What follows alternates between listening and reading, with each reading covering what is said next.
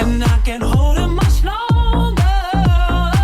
Gonna let go so I can be free.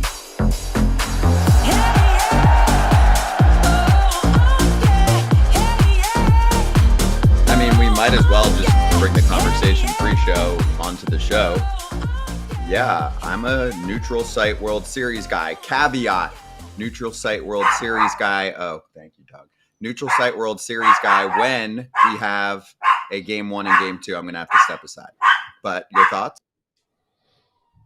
I mean, that dog hates what you're saying right now, as does Kratz.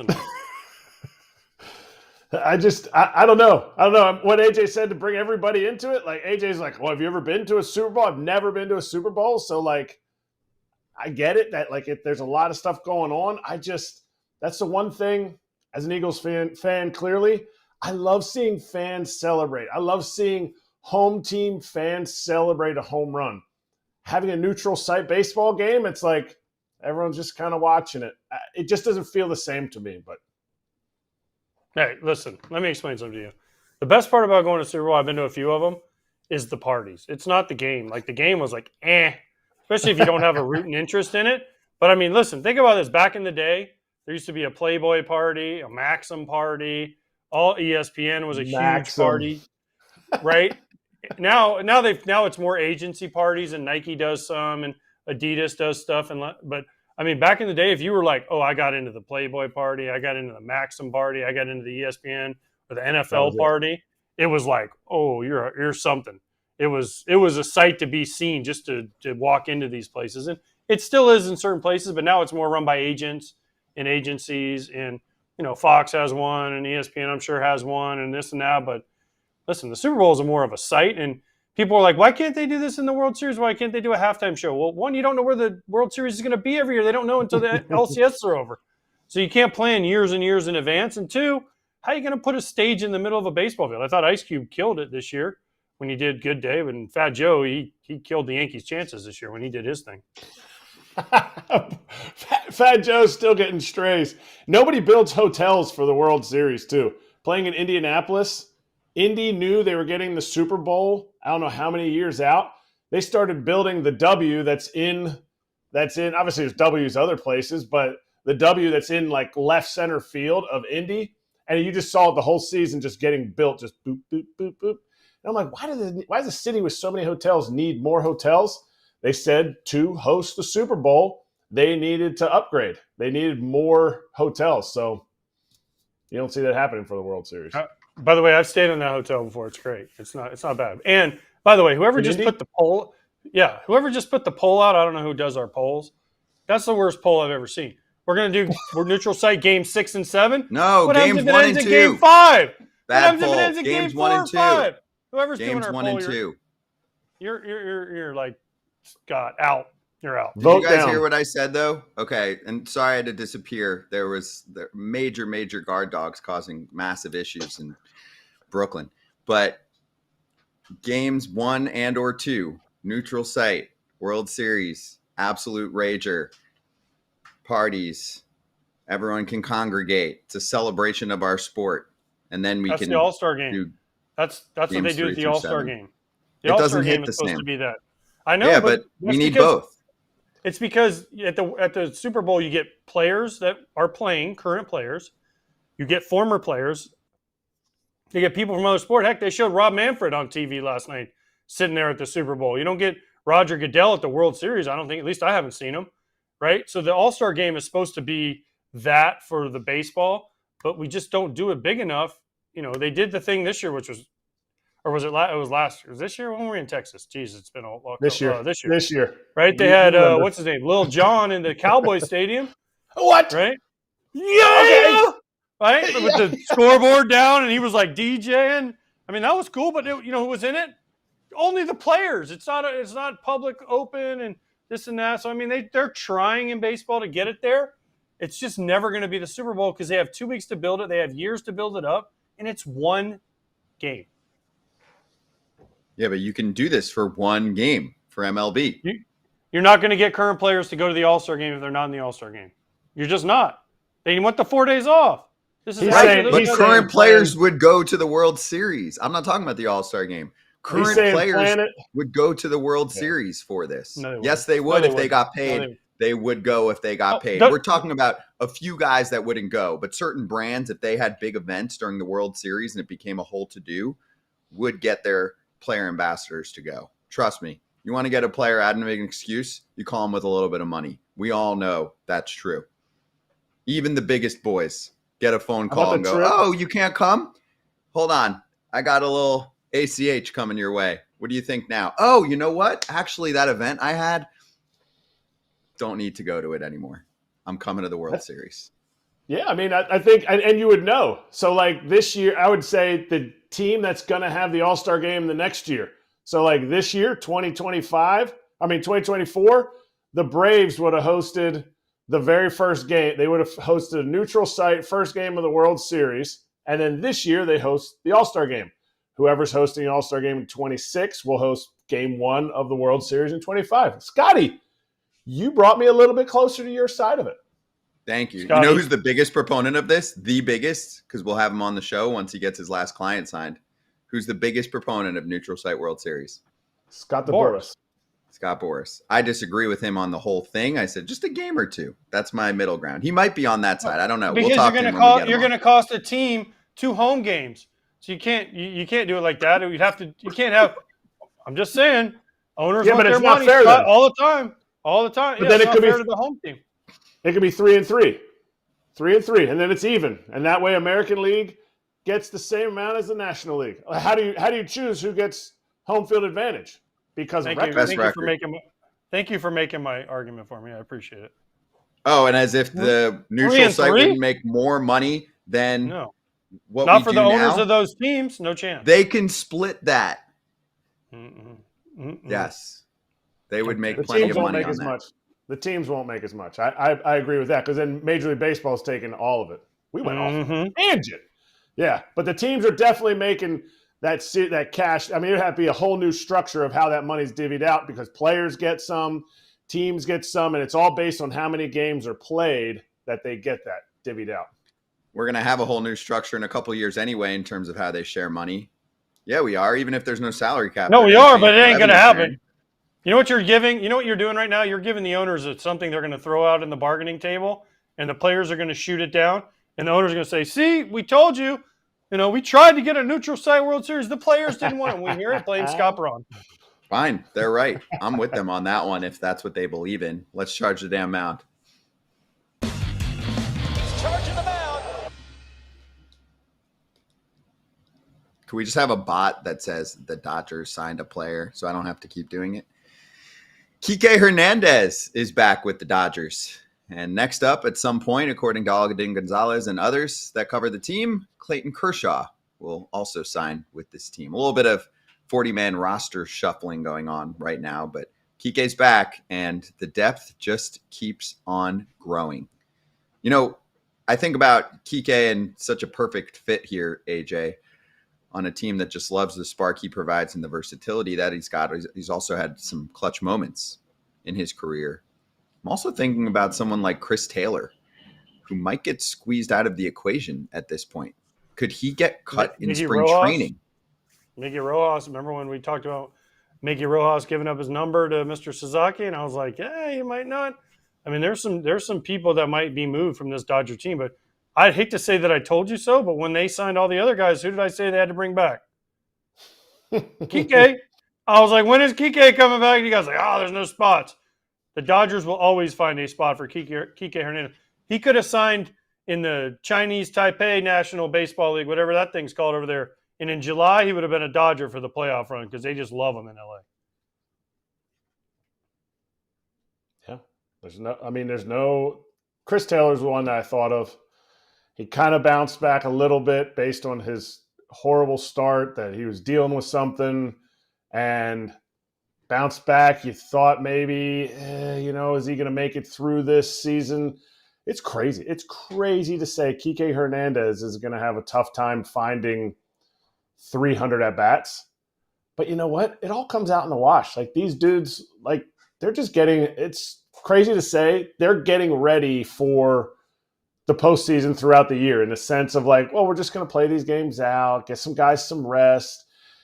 Kike doesn't have to play shortstop. They have plenty of backups. So maybe it's not Chris Taylor. Maybe it's Miggy Rowe. I just have a tough time seeing the Dodgers get rid of a true big league shortstop in Miggy Rowe when you have Mookie still learning the position. Pages has options, but I want Pages. Over who? Where's he gonna play? Taylor. I Where's want Pages Pages over gonna play? Taylor. Pages going You to don't want play Pages on the fourth or bench. fifth outfielder. No? You don't want him on the bench. Dude, they mix everyone in so well. That's They what do. Dave Roberts does well. I'm not too concerned about the playing time. Guys get hurt. I want him on the big league roster. That's me. You want him to just get regular ABs and just spoil in the minor leagues forever? He's ready. No. You brought him up. You had him playing in the playoffs, and now you're going to say, hey, everything you did was great. You hit 400 in spring training. We're sending you down because of Chris Taylor, and we signed Kiké Hernández, and they go over the rest of the depth. That's a tough sell to a guy that deserves to be on the big league roster. I know it's different when you're certain teams that have more depth, but that's a tough sell. He deserves to be up on the big league team, and they're better with him. It's not close at this point. Kratz or AJ, I mean, Pages versus Taylor. Who do you want with your life on the line? Freddie Freeman. Okay, Pages versus Taylor. Who do you want with your life on the line in 2025? Mookie Betts. It's not close. I'll answer the question. Obviously, it's Pages. Pages' versatility is not necessarily there. It can be. Pages, Don't care. the reason I don't want him in the minor leagues for depth is the fact that he's already 24 years old. Like, he's not coming over from Cuba. He's not like he still needs time to develop. To me, I think he's ready to go. I just need him to play. Like, this is a guy that needs to play, and I don't see a spot for him right now. Tommy Edman's going to get all the burn in center, and I get it. People are saying Tommy will play other positions too, but Tommy's the best when he's out there every day. Yeah, but he doesn't have to play center field every day. He's not playing That's me. left. Okay, well, my roster includes Pages on opening day, but we'll Who's see what playing happens. right? Who's their right fielder right now? They have Conforto and Teo in the corners. Yep. Okay. Now, who's their center fielder? Tommy Edman. So you want Pages sitting on the bench and playing every once in a while against lefties Dude. only? Or do you want – or when Conforto faces a lefty, because Conforto's going to want to play every day. I mean, Chris Taylor's making like $19 million this year. He ain't going anywhere. I'm sorry. Pages has options. It sucks. It's just then you have – I mean, their infield's pretty set if you look at it. Their infield's Every set. day, and every day, dude. infield's set. So then you have saying Miggy Rowe, it's Kike. I mean, Betts, this Kim, is going to be a Muncy, hell of Freeman. a – Yes, every day. Yep. And then you have Miggy Rowe and Kike that got to get in there somehow. This is going to be interesting to see how Dave Roberts handles all this, especially And the they guy know bench. the deal. I mean, guys get hurt, so they're trying to load it up where it's like, oh, cool, someone got hurt. We have Pages lurking to play an outfield spot, right? Let's say a corner outfielder goes down. They'd be like, cool, this is a nice little backup plan to keep the train rolling. We'll see. All right, let's get to the Padres. Not one, but two signings.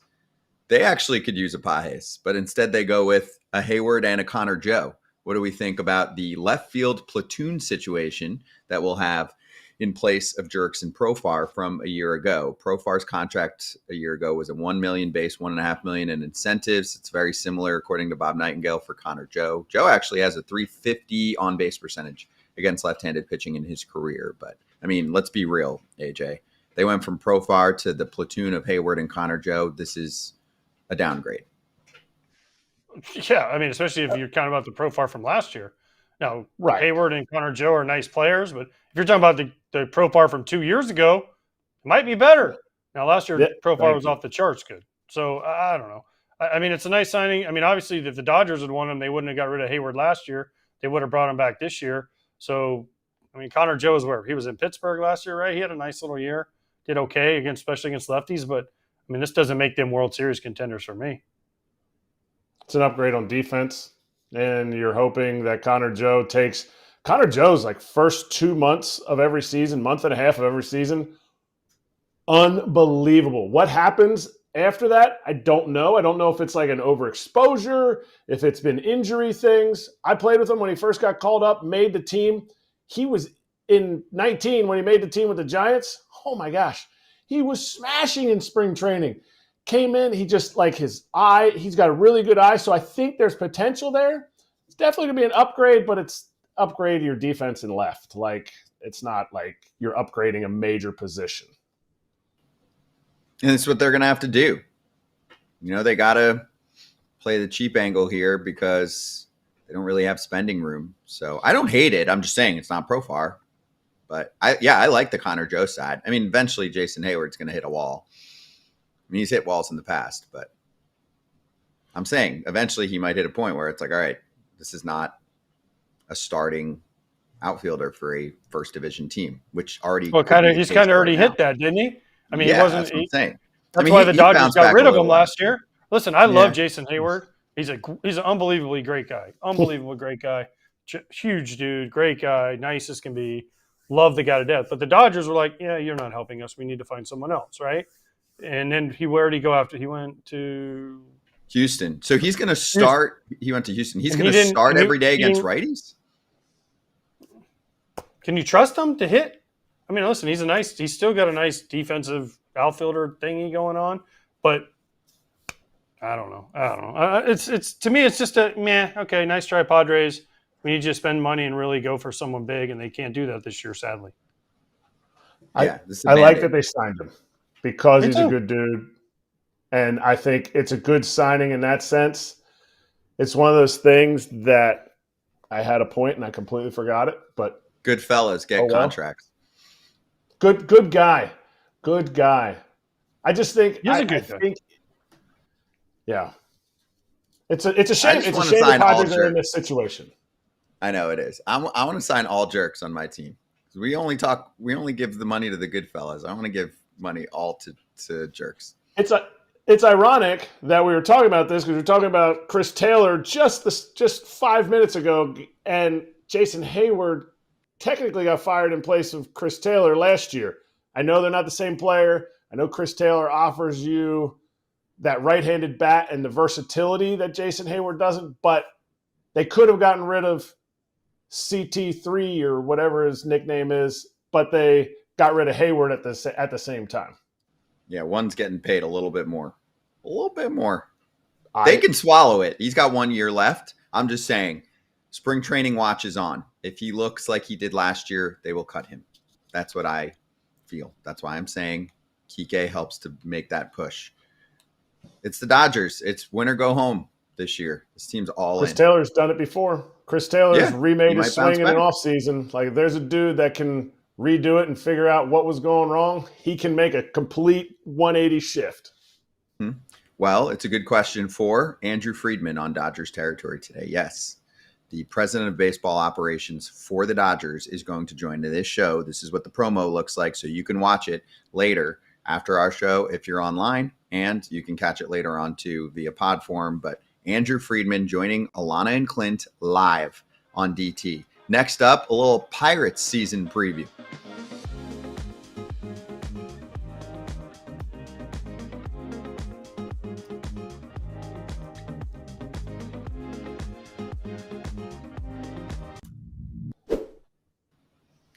FT is presented by 1-800-Flowers.com. 4 sleeps until the day of love.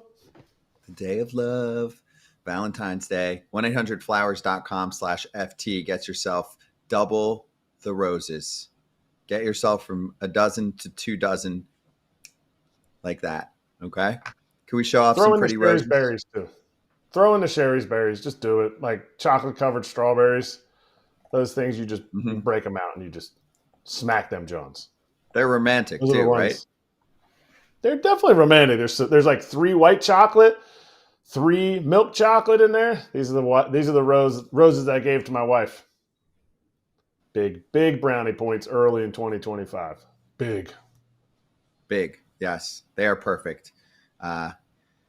Whoever you love, this is the spot. Okay, double the roses for free when you buy 1 dozen. They're going to double your bouquet to 2 dozen roses. Okay, perfect quality. gets there for you on time. Oh, wow. I got reactions. Wait, is it from this? No, it didn't work the second time around. Anyway, That was fun. show them the board, Jimmy.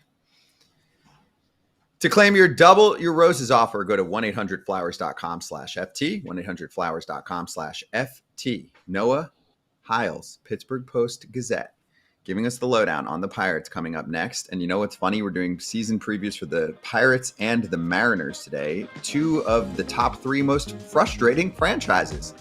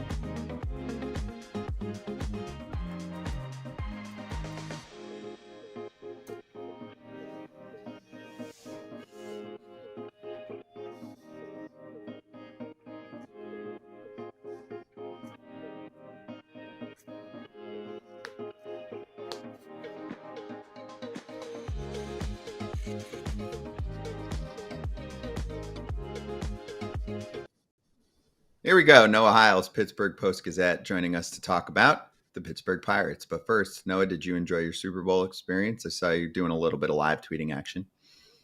Yeah, I always enjoy the Super Bowl. I'm like a Super Bowl nerd. One year when I was sick, when I was little, I watched like every NFL film stock for every Super Bowl. So it's like one of my favorite days of the year. Didn't win many bets, but still had a good time. Perfect way to pass time. And if you somehow had access to watch every World Series of all time, you'd be very old by that point. So good thing you went with That's true. NFL. It's a younger league. It's a Yeah. baby league. All right, we're going to dive into a team that definitely causes some frustration, but also has some promise in terms of young talent. So let's hit the storylines with Noah.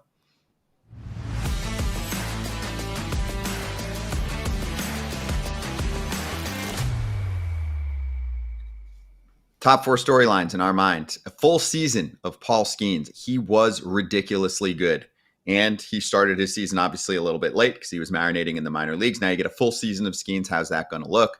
Lineup, flat. Is it boosted with Spencer Horwitz and Tommy Pham? Is there enough on base for them to do more damage this year? What about the bullpen? David Bednar was kind of a mess last year, and they don't have big names. So can they get it together? And the theme in Pittsburgh, when you talk about the Pirates for the past, 15 years, please, Bob Nutting, sell the team. So let's start at the top here, Noah. Paul Skenes, full season. What do you think, and how much will they let him eat? I think they're going to let him eat a lot. If you look at the way they built him up last year, he finished with about 160 total innings between the minor leagues and the majors. I think that puts him on track to throw close to 200 this year. I also think that they were pretty conservative with him, where they might let him eat a little bit more, take on a little bit more of a workload. But the big things with Skenes entering year 2, his first full season, to me, are one, I think we're going to get to see him pitch in a 5-day rotation now, where last year for the bulk of his time up in the majors, they were using a 6-man rotation. And that extra day of rest, yeah, that aided him a little bit, but that also kind of hurts the team because you want Paul Skenes to pitch as much as possible because he gives you a really good chance to win when he's on the mound. So getting him in a 5-man rotation will make the team better, I think, and it'll be a new challenge for Skenes to attack. And then I think the other thing you get from Skenes in a full year, with it being year 2, is he's going to be a leader for this team, something that I think the Pirates are missing a little bit. He was a rookie last year. He was willing to be a rookie. He knew his place. But now he looks around and he kind of sees the writing on the wall. I mean, this is his team. And I think that you're getting a guy who's going to make an impact more frequently because of him being able to pitch on 4 days rest now and make an impact in the clubhouse as a leader and kind of saying, hey, get on my back. I'm going to take you as far as I can. Okay, I got to ask this because I saw what they did with Skenes, last year. We all saw what they did. They kind of held him back. Well, now they have Skenes. They have Jared Jones. They have Mitch Keller. When's Bubba Chandler going to get there? Because you throw those four in the top of a rotation in that division before we get to the next storyline, which I'm asking about after you ask this one. But that's a pretty good foursome to start your rotation with. Are they going to baby Bubba Chandler the way they kind of did Paul Skenes? Or are they going to Jared Jones them and say, hey, you made the team out of spring, go get him? I think it'll be something in the middle there. Jared Jones made the opening day roster last year because they didn't have a choice. I mean, if you look at this time last year, it's kind of ironic by the way things played out, but starting pitching was the biggest question mark for this team heading into spring training 2024. And they needed a guy to step up, and Jared just happened to be that guy. Where this year, I mean, you just named Skenes, Jones, Keller, and then you have Bailey Falter, Johan Oviedo. Those will probably be your 4 or 5. They don't necessarily need to rush Bubba Chandler into the starting rotation. I think if he has a great spring, he could earn a spot, but I think that this is a guy they probably still want to see make 5, 7 starts in AAA, get him built up where, come June, when he's firing on all cylinders, that's when we're going to see him make his debut. And it's also interesting with Chandler is he's not the only arm in AAA that can come up and give these guys a boost. I mean, you have Mike Burrows, who I could see getting time in both the bullpen as a starter, and then you have other top 100 prospects like Braxton Ashcraft, who's already on the 40-man roster, and Thomas Harrington, a guy who I think will come after Chandler, but could also be, a back-end rotation starter for a lot of years into the future. So they have options. I don't think they're going to rush Bubba, but I do think they're excited to get him up here because, like you said, I mean, that 1, 2, 3, 4, it's going to be special. Agreed. I mean, if I'm the Pirates and I'm the Pirates fans, I want him there now because I want him to learn from Skenes and from the big leaguers that they have there, Jared Jones. So, listen, they know more than me, so we're just going to go with that. Now, offensively, what are they going to do offensively?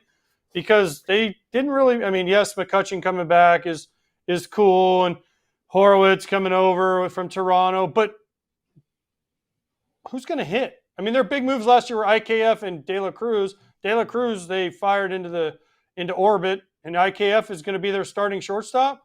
No offense to IKF, but he's not known for his bat. So who's going to hit for the Pirates?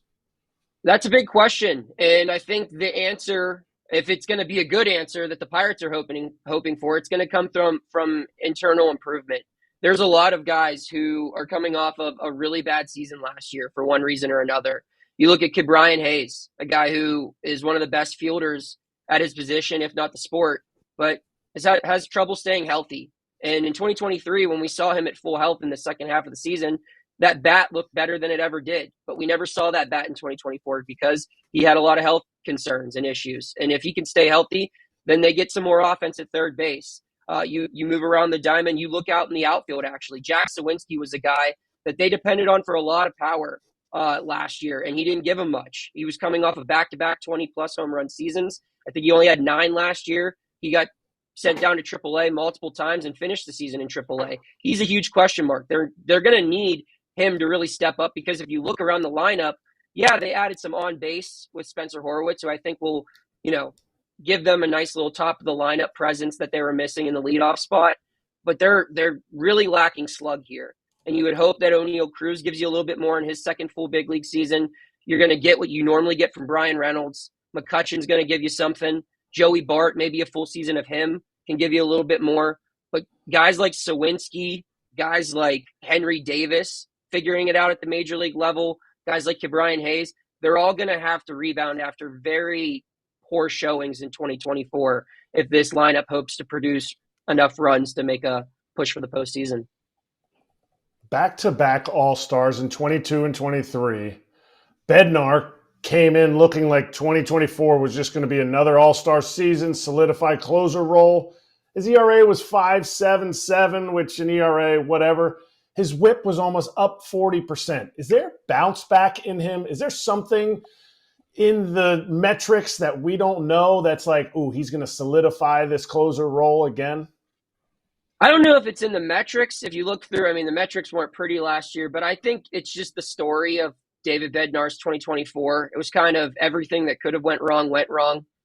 He had a very limited spring because of injuries. I think he only threw twice in a game. I'm not sure why when they didn't give him a rehab assignment. They just put him on the opening day roster.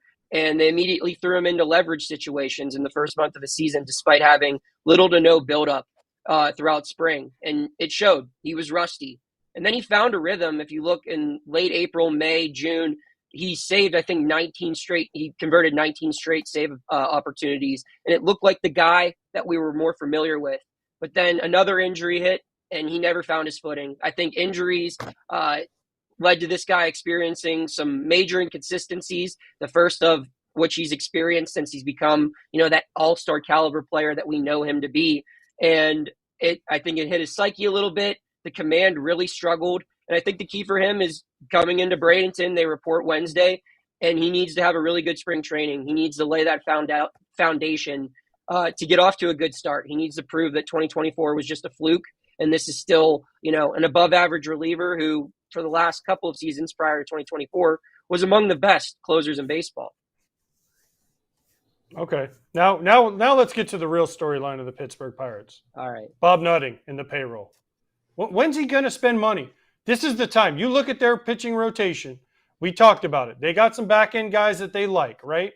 And if you look at their top four, again, Skenes, Chandler when he gets there, Jared Jones, and Mitch Keller, and then whoever that fifth guy is, right? That's a pretty good baseline to start off of. Then you look at their bullpen. Bednar comes back. The rest of their bullpen, they found some pieces in the back end of the bullpen. But then you have the offense. When are they going to spend the money? Because this tweet came out this weekend. I'm going to read it to you. I don't know if we have it to show, but here it is. December 2016 was the last time the Pittsburgh Pirates signed a free agent to a multi-year contract. That means it's going to be 10 years. 10 years, because 25 is basically done. They ain't signing anybody this year. So it's going to go from 10 years that they have not signed a free agent to a what the holy bleep are they doing? They got to sign somebody at some point. I know they're making money, and their Pittsburgh fans are, they are loyal to a fault. But what the bleep are they doing, and how is this possible? I don't know. It's something that we ask quite regularly. It's something that I thought that streak would come to an end this offseason, personally. I wrote about it numerous times throughout the offseason. If you look at the market for positions that they really needed, corner, outfield, first base, I thought there were a lot of guys they could have either acquired via trade or signed through free agency that would have made an impact. You look at the last time this team was competitive, it came with a crop or a big wave of prospects coming up, your McCutchens, your Garrett Coles, your Starling Martes, but that was also matched with some multi-year free agent signings. AJ Burnett, Russell Martin, those guys were as big as an impact as all the other prospects that came up. And they weren't here as long, but you need that veteran presence, guys who have done it before and who are still capable of doing it in the present day to mix with that clubhouse. And they haven't really added that. It's always been 1-year contracts. Right now, the payroll is slated to be lower than last year, which surprises me because I agree with you, AJ. I mean, this is the time to invest. You only have so many more years of Paul Skenes for cheap, Jared Jones for cheap. This is the time to start building around these guys. And while, they have invested in internal extensions with Hayes, with Reynolds, with Keller, that's just not enough. You've got to find a way to get guys in here to build around what you have. Even if you're confident in what you have internally, you can always add. And they haven't done that. And it's a big question. I don't know if guys are reluctant to play here. I don't know. And if that's the case, then maybe you got to pay a little bit more money. But they've got to do something moving forward because, I think they owe it to this group of players and they owe it to the fans to put forth a little bit more of a presence in the free agent market. No, I can state this as a fact. Players want to play in Pittsburgh. Okay. They enjoy the ballpark location. I'm generalizing, but there are some places where players are like, you're going to have to pay me more to go there. Pittsburgh's not one of them. I think the problem is the phone call goes, hey, we've got a 1-year offer for you. And they go, okay, cool. Well, the rest of my offers are 3 or 4, right? So my question is, do you remember 5 or 6 years ago when the tank/rebuild began, Ben Cherington took over? I think it's been 6 years now since Cherington and some of the things that were said and how they haven't lived up to the accountability there where it was, okay, we're going to tank. We're going to start from scratch. I think the bar is so low in Pittsburgh that they're okay with that. As long as they said, okay, this is the time when we compete. We're going to up the payroll by like $20-30 million, which in baseball terms is absolute pebbles for any team, any of the 30 teams. Otherwise, you should not own a ball club, right? The Pirates are always in the bottom 5 really of payroll, and they're causing a lot of these payroll disparity concerns in baseball. So my question for you is, what is the excuse right now from the front office to try and protect the owner when we've gotten to this point? The front office has done a nice job with some young talent, but they just refuse to play ball. There haven't been many excuses. I mean, they've been asked numerous times, why hasn't there been a multi-year free agent signing? And their comment is it hasn't been from a lack of trying. So they say they're trying. And and what can you respond to that? Like, well, how hard are you trying? I don't know. It is puzzling because you look there are bones of a good baseball team here, I think. I mean, you look at this rotation, and if you're an impact bat and you think, okay, with a little bit more lineup protection, guys like Reynolds, guys like Cruz, they could be even more dangerous. And they are a couple pieces away, but for one reason or another, there just haven't been those pieces arriving yet.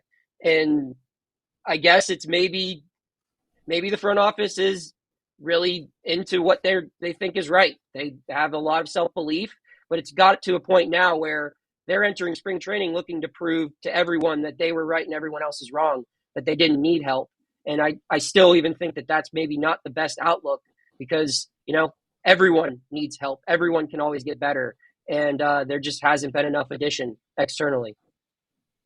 Wow, our other team we're previewing today is the Mariners, and their GM came out and said we have a World Series winning team. So maybe the Pirates feel that way. All right, I got to ask you one more before you go, Noah. I see behind you. You're obviously a Steelers fan, right? You're a Pittsburgh guy, right? Yes. Steelers fan. So would you rather have Mike Tomlin, who goes 9-7, 9-8, 10-7, loses in the first round every year, or the Pirates, who are in a constant rebuild? I mean, as far as coverage wise, I'd like to cover a team that's always in the playoffs because that's just better for my career, I guess. And I also just think that it's for the Steelers, the expectations are just so much different. I mean, I've lived in Pittsburgh my whole life. I turned 30 next month. I've been alive for 4 Pirates winning seasons. They haven't won a playoff series in my lifetime. So the bar is just so much lower, whereas the Steelers, every year you're expected to win the Super Bowl. So going 10-7 and losing in the first round, for a lot of organizations throughout all of sports, they would take consistency in getting into the playoffs, even if it meant an early exit. But the Steelers, they have a higher bar. Whereas the Pirates fans, they just want a winning record. They want to be able to, watch the team in September and those games to mean something. It's been a while since that's been the case here.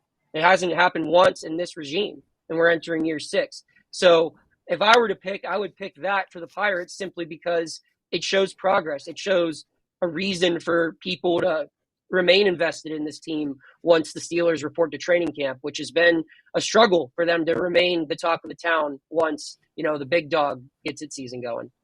Yeah, I don't even think they're in the same stratosphere. I mean, the Steelers have been Super Bowl champs during your lifetime. You haven't even seen the playoff series win with the Pirates. Yeah, so yeah, they did win that one wild card game, or Johnny Cueto. Yes, they did. Not a series. No, I'm just saying they won that one wild card game. The Twins counted, so the Pirates can count it too. Okay, fine. We'll count it. It's still misery. So, Noah, thank you for the time. Appreciate it. Hoping that this team takes the next step, but we'll see what happens. Hey, guys, thanks for having me on. Thank you. Noah Hiles, give him a follow on Twitter and check out his articles in the Pittsburgh Post-Gazette.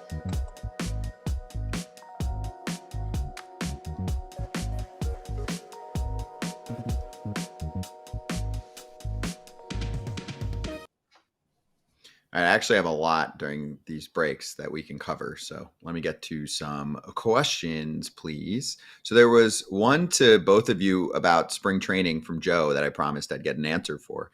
Said, hey guys, great show. Enjoy it most every day. Can you answer a question I've wondered for about 25 years? Although veteran players are very bored with spring training, I've always thought spring games are some of the cleanest baseball I've ever seen. They seem to have few errors, few base running mistakes, and overall high quality fundamentals. Is it for this reason I enjoy spring games as a fan? Do you professionals agree with my observation? Are the preseason games cleaner? If so, what do you think? Why do you think this is? Are they cleaner? I don't know. I never saw the end of them, so I don't know what happens after like the first inning. Okay, Kratz is there. Kratz, are these cleaner games? Not at all. And I would say, thank goodness AJ did not see the end of it, because you would see AJ on the bench like this. Oh my gosh. Are we serious? We had a 6-run lead and we just lost by 4? Like, how is this possible? Like, they're not cleaner. I think baseball's just newer. You're just down there and you're like, I haven't seen baseball for so long. Like, it's definitely, this is exciting. It's sunny out. It's, I don't even know who that player is. Oh, that's so cool. He just did something great. Erik Kratz, is that what his name is? He just seems like a nice guy. Good fella. No, what I remember most, because I have been through many, many spring training games. Now I am, just like you, Kratz, excited because baseball's back. Yes, late stages of games, tryouts for arms, bad control and command, often leading to the reason why those arms aren't in the big leagues full-time and consistently yet. There's a lot of that. I think that overshadows anything else. That is the one big difference, is you're like, damn, this has minor league vibes right now because this dude can't find the zone. They're going to let him get through it, at least until he gets to like 30 pitches. Then he gets to 30 pitches. Then they have to do a change, and it becomes a slog, and it's just sloppy, and it makes you appreciate big league ball. So I'm glad that not only the question was great from Joe, but that we were able to finally teach AJ about what happens in the last few innings of the spring training game. Finally, after all these years, AJ was like, I wonder. Actually, when I was young, I had to stay because I would come in the 8th inning, back, 98, 99, 98, 99. I mean, right.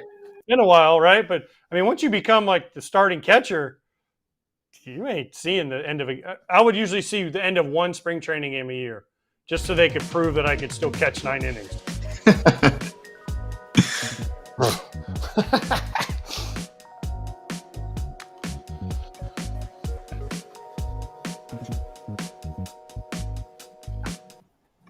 We've got our friend.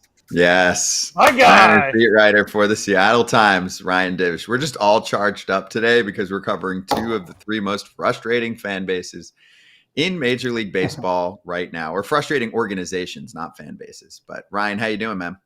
I'm good. We haven't talked in a minute. In Havre, Montana, getting ready to go to spring training tomorrow. It's minus 25 here. Stop it. Are you serious? Yeah, minus 25. Minus 25? With You're the in wind short chill. sleeve shirt. You must have good insulation in your house. Yeah, we have the fire going. It's not what you want right now. Wait, how far? I've been to almost everywhere. I've never been to Montana. How far is where you live to Seattle? It's about 12 hours. So I live here. I live in Montana in the off season, and then I go back to Seattle during the season. I got to get away from the traffic and everything. So I come back to Montana and live. My hometown's got about 7,000 people. So you like how close to like Billings and Great Falls and all that stuff is that? I'm about an hour and a half from Great Falls. Billings is about 4 hours, and then we're about 25 miles from the Canadian border. Scenic Medicine Hat is on the other side. Wait, do you moose hunt and stuff? Because I've always wanted to do that. Do you moose hunt and all that stuff? I don't hunt anymore because I technically still have a Washington driver's license, so it's been pretty expensive. But my buddies moose hunt, elk hunt. They do all that stuff. I mean, there's deer in the town walking around all the time that are pretty big. I know like Seeger and all those guys come up here to hunt all the time, and they tell me how great it is, but I don't get to do that anymore. I'll go out with my cousins or my buddies, ride in the truck, and then help them drag the animal out, which is not exactly ideal either. That's the worst job in the world. That's the job you don't want. You don't want that job. That's how you get arms like that, though. That's how you get arms like that. Would you rather stay home or go to spring training? Because everybody wants to go where it's warmer. I have the feeling you would love to stay in Montana, but tell me if I'm wrong.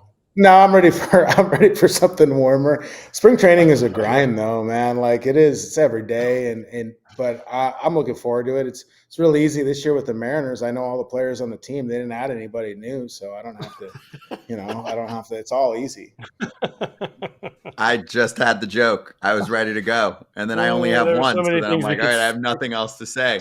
All the players already. So let's hit before we even dig in. I just got to I got to ask before we even hit the storylines, and I think this isn't even in there.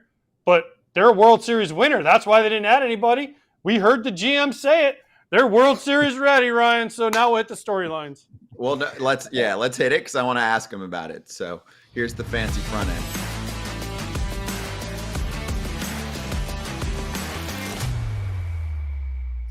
Four storylines, at least. Just broke. We'll get right to the big stuff at the top. And would the M's eventually deal a starter for a bat? Obviously, they haven't done it up to this point. Let's make spring summer for Julio Rodriguez and see if he can figure out the beginning of the season. And also for this Seattle team, we'll get to their flashy outfield, which they've done a nice job building up. Randy Rosarena trade last year, picked up Victor Robles, signed him to an extension. He was good for them down the stretch. And then the classic 54% chance. Will they tilt towards the top of that number or the bottom where you just miss the postseason, which has been a pretty sexy thing for the front office to do lately? All right, here we go. Team's broke, and they fixed it by bringing back the same team. Polanco signs back, Solano for Josh Rojas, and there's your Mariners offseason. Your thoughts? It was less active than I thought. I figured they would do something more than they did.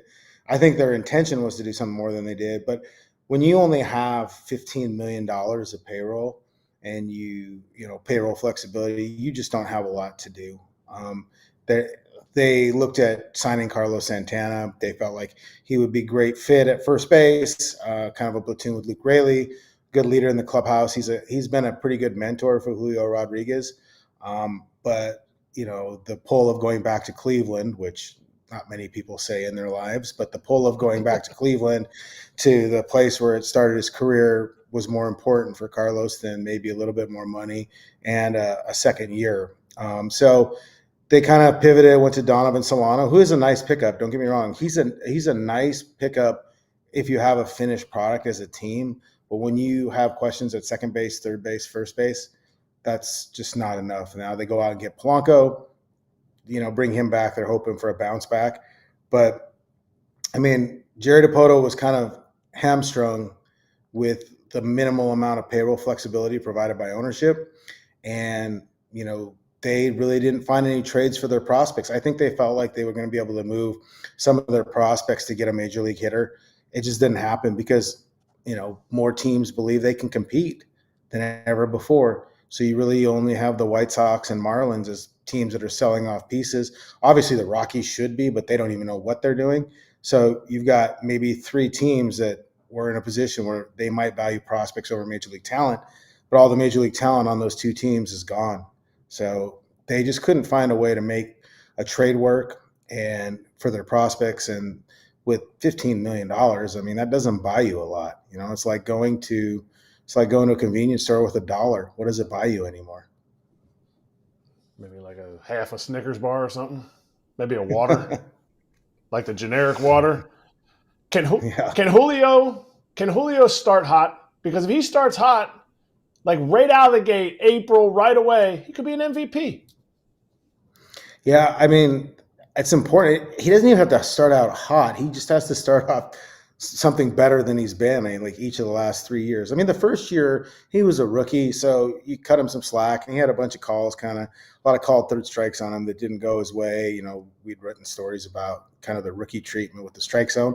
But the last 2 years, he's come in with the intention of starting off hot and didn't. And I think, once you get through the first week and you haven't done maybe what you were expecting, then you start to chase and it just builds. And really last year, it was more than just April and May. It was almost through the All-Star break. In 2023, he was a little bit better after June, and then he got really hot in July, and then August was absurd. But it took him so long to get going last year, that it's a problem. They have to find a way. I think he's in a better spot to handle it. I think he's in a better spot mentally, physically. I think, what he did in the last 6 weeks of the season with the influence of Edgar Martinez, getting him to refocus on driving the ball up the middle and to the right center gap and kind of getting away from, trying to yank the ball over the wall in left field was big. Increase the contact rate, and he makes such hard contact when he does hit it. increase the contact rate a little bit more, and good things will happen. His approach was better with 2 strikes. His approach was better with runners in scoring position. I think that'll carry over. Last year he made some swing changes in the offseason that didn't help, and he couldn't get his rhythm and timing down early and all those things. And really, you can talk about what they didn't do in the offseason, which wasn't much. But if the team's going to be good, it's going to be based on whether or not Julio goes. Because when he's going even at an above average rate, not even at his elite level, they're a lot different team. Agreed. You know why he'll be better? Because they have Kevin Seitzer as a new hitting coach, and he hates home runs. So he's going to definitely tell him to hit singles to right and not hit home runs. Trust me. I know. I played for him for 2 years. Huge fan. I think, but if he hits the ball, the thing with Julio is when he hits the ball hard to right field, it's a gap. Usually, it's not a single. And you know how it is with some of these hitters. They're going to listen to what they want to listen to, and they're going to do what they want to do. I mean, I think Brant Brown figured that out last year when he got with this team and tried to implement some stuff, and some of the guys were resistant to it. But I do think, like, for Julio, there was a bottoming out point last season where everything he had done and everything he had done on his own and the work he had done in the offseason just wasn't working. And you hit that rock bottom point as a superstar and you struggle more than you ever have in your career. You start listening to maybe the right people. And I think with Edgar, just the idea of hit the ball hard up the middle, use the field, and hit it hard, and don't focus on where you're hitting it hard to, I think is really important. And really, Edgar is still the overriding. He's the director of their hitting. I mean, they don't call him an offensive coordinator like they did with Brant Brown, but he's the director of their hitting philosophy.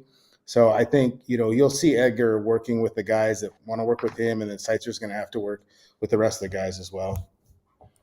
Got it. All right. So what about the rest of the outfield? Can Edgar and Seitzer get Randy Arozarena to be less streaky? Because when he's hot, he's the hottest guy on the planet. But then when he's not, there's a lot of strikeouts, and a lot of people are standing there going, man, he's striking out a lot, right? But then you have Victor Robles, who came over last year and was a revelation for him. So is this outfield good enough with a good Julio, Arozarena, and Robles to make these Mariners good? It certainly has the potential to be better than it's been. I mean, like, you look at it from an athleticism standpoint, Randy had 20 bags last year stolen. Robles had over 30. Julio had over 30. Like, they can run the bases. They can go get it in the outfield. Randy can be a little indifferent in the outfield. But you are concerned. I mean, like, the concern is if you look at Randy's numbers, they've steadily trended lower each year. And that was, even when you're hitting in the AL East, which is a heck of a lot more hitter-friendly than the AL West. So there is some concern there. The swing and miss numbers are a little bit higher. And Robles, for 600 games of his MLB career, was kind of a disappointment.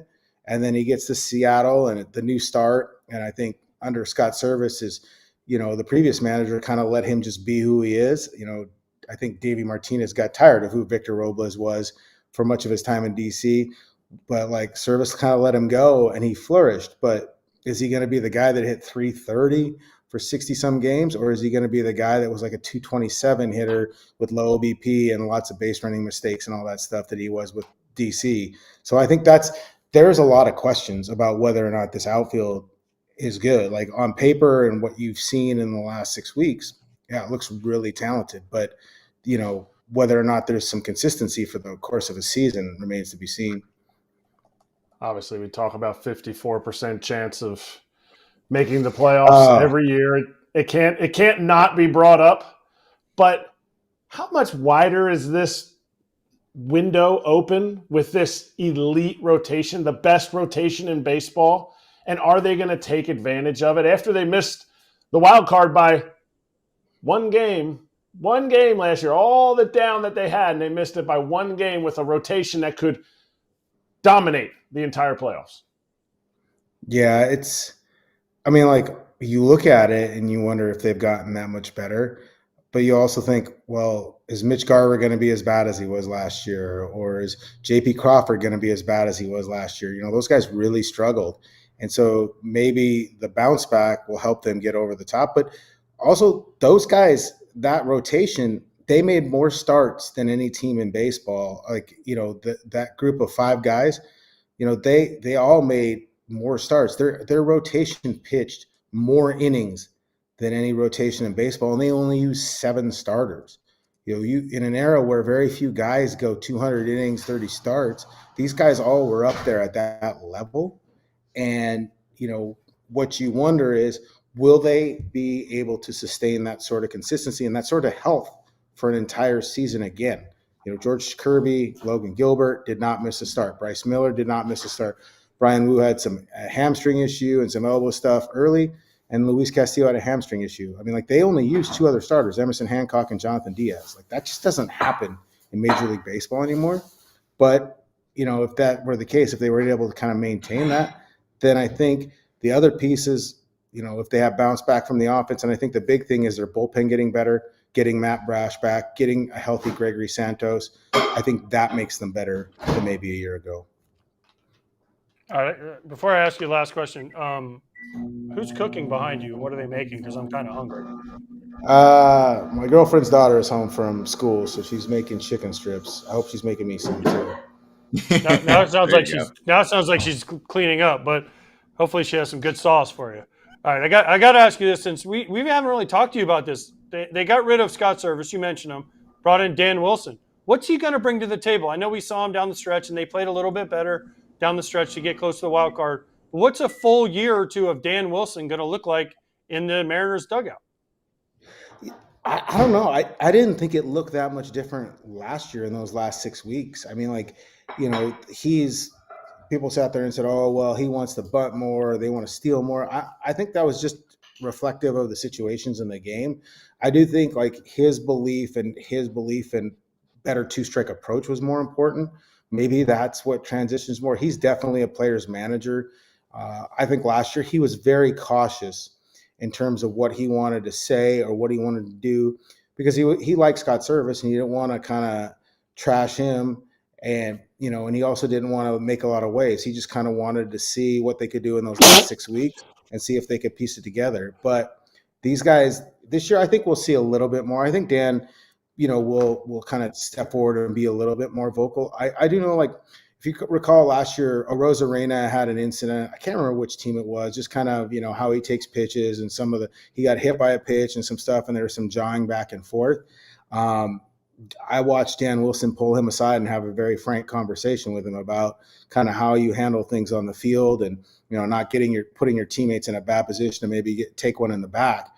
And I think stuff like that we may see a little bit more, but from an overall scheme standpoint or philosophy standpoint, other than being better with 2 strikes, which I know Scott Service preached too, I don't think we'll see a lot, because it's essentially the same roster. I mean, they can't really set it up to play any differently than before. Maybe the pieces are a little healthier and they can run more, or maybe the pieces are a little healthier and they won't platoon as much. But from the overall standpoint, I mean, the GM and ostensibly Jerry Dipoto, they control so much of how the team is set up and how the team is going to play that, the manager is there to make sure that the culture and everything else is in a good place.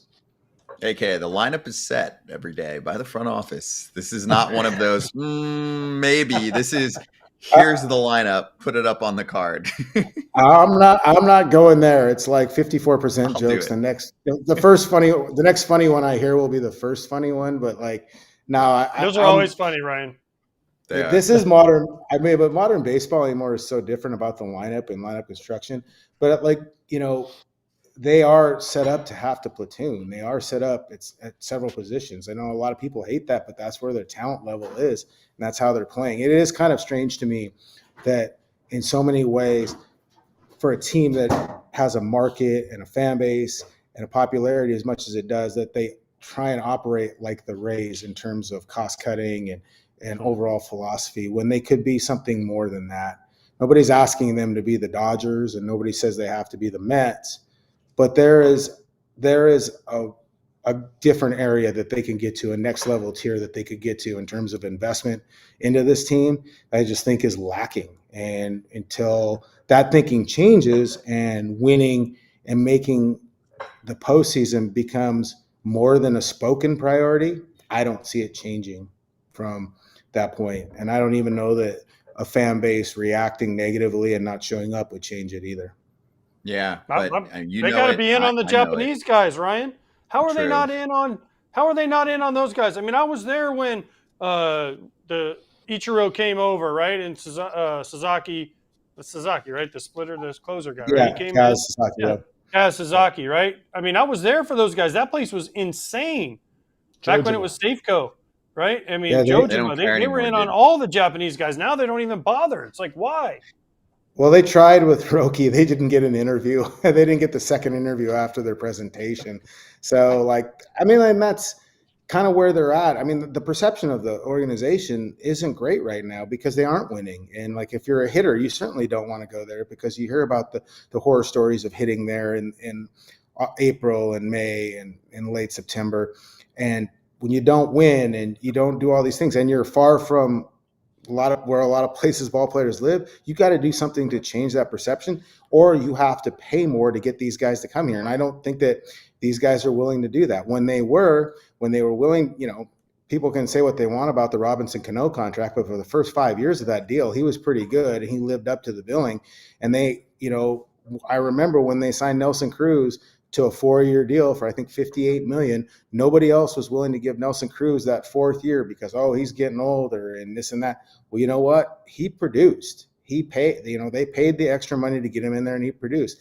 That's the mindset that they're going to have. I remember when the Nationals went out and everybody said it was an overpay for Jason Worth, and they said it was more than just the production number and the value that he would bring, you know, and it wasn't that much later that they were playing in the playoffs consistently and they eventually got a ring. So I think, you know, the investment into the team, there's different ways to do it. But at some point, like, the overall mindset has to be more about winning and what it takes to win. It's one thing to say it, but it's another thing to show it. And they've done very little to show that they're interested in winning at the highest levels. Yeah, there have been so many corner infield bats available on the market, and they are just losing fans in droves right now. Do not look at replies on social media from Mariners fans for a playoff team. They are really trying their best not to get people to come to the ballpark despite having a good product. Anyway, Ryan, thanks for joining us, dude. Always great to have you. Appreciate you, and safe travels to Arizona soon, man. Yeah, you guys, if you want to ever come up and do some ice fishing, you know, just come on up. I'll get you a beanie and a snowmobile and everything. I want to go moose hunting. You got to take me moose hunting. Okay, we can do that. Deal. There you go. Of course, everyone check out Ryan on socials, and he is best in the biz covering this team. And it's not easy at times. Check out his work in the Seattle Times. Be right back.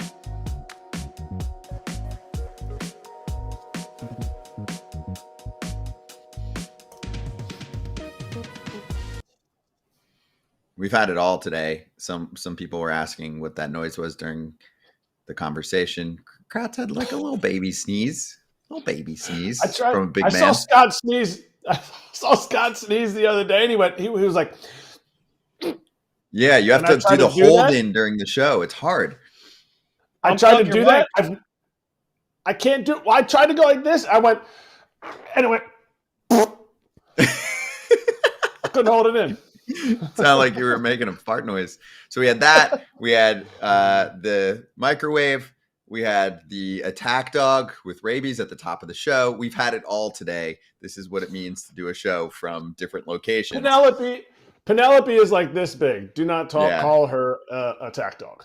She was on fire just now, and it was not a second before the show. As soon as the show started, all out rage and war. All right, quick question for AJ here. Some in the chat wondering about the background, or at least just like a little taste of your love for Kevin Seitzer. We had him on the show. He was great. A lot of people love him from previous experiences with other teams. And so some fans were just like, you always get shots in. What is the problem? We don't have enough time to go in. We don't have enough time in a break to go into it. You know what? You noticed who wasn't on when he was on. You noticed who was not on the show that day. AJ Pierzynski. Lorenzo Kane. I was not on the show that day. Kevin Seitzer is a nice fellow. Sometimes in baseball, you spend too much time around people without getting into AJ's story. Sometimes you spend too much time around people and you rub people the wrong way incorrectly. That's it. Mm-hmm. You know what I've learned, actually? Or sometimes you catch people doing things they probably shouldn't be doing. And that also rubs people the wrong way. You spend a lot of time around the same people. You know what else happens that I didn't realize? There's been a lot of battles the last few years with prospects and organizations asking them to change their swing because sometimes it works really well and sometimes it doesn't. So I've learned a lot about that lately. I just had a few conversations with people that study prospects and talk to scouts, and there's been big success stories. I think actually Christian Campbell's a great success story. He did that with Boston. There's too many ground balls. Just smokes the ball, gets a little more lift, and all of a sudden, I mean, he looks like one of the best prospects in baseball. But there are dudes on the other side that I'm not going to get into right now. But anyway, I just learned about it, how there's but here's the thing about like Campbell. You know how you get the ball in the air? Get it more out front. You don't worry about striking out. Yeah, That's how you get the ball in the air. Yep.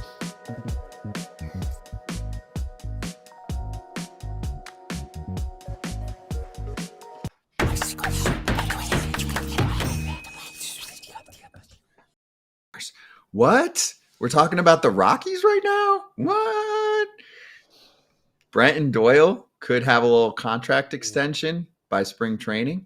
So Patrick Saunders has been covering the team for a while, and he says that there have been internal discussions about a contract extension with the Gold Glover, back-to-back Gold Gloves. The bat production improved a ton this past season. He chopped down the strikeout rate. I think it was 23% this past season after a 35 number, which is large for someone like him. Put up, 23 home runs, a little bit above average OPS plus. They're adding it up and saying, okay, this is a guy who's not young. I got to look up the age and is not going to be a free agent for a while. How old? 26, almost 27. Okay. So by the time he's a free agent, he's going to be into his 30s. So they're like, can we figure out some type of contract extension? What are our thoughts on this one? Because I've heard some say, cool, good idea, but also you could just play the system out for a while with a speed guy, with a legs guy. No, you'd rather get an extension locked in? They've got team control for years. I know, but I like doing this for him and for the Rockies. It's a nice step for their fans because the fans don't really get much to cheer about. So I think it's great. But can we put up that board again we showed? Can we put that board, whatever the rumor board was? Because I just got to read what it says. Angels bench Anthony Rendon in favor of Yoan Moncada. That's a real headline. By the way. That is a real headline that Dan Perry wrote. That was what he went with. Bulk up in outfield. Angels bench Rendon in favor of Yoan Moncada. Well, both guys can't stay on the field. I guess because Moncada's a switch hitter. I mean, come on. Are we serious? That's the headline we went with? Come on, guys. Dan Perry is very angry that you called him Dan. What is it, Dane Perry? Dane. I'm guessing it's D-A-Y-N. Got to be a Dane. Hey, AJ, you missed it. You missed Moncada news on Friday, and I was sad. I saw your text. I saw your text that you were sending, and your texts were like, I still can't believe I'm reading this the way I'm reading it. I found out something worse this weekend about this situation. Oh, do tell. Okay. With Moncada. This is perfect for spreading rumors. 1 year, $5 million major league contract. Now, I'm like, how many other 1 year, $4 million deals did he get? So, according to a friend who's pretty in the know, how many major league offers did Yoan Moncada get besides the Angels offer? Zero. There's no way. Remember when we joked with Sam Blum about White Sox West? Well, now they have Anderson. They got Moncada. They have a bunch of ex-White Sox guys. So, I mean, they are becoming the White Sox West.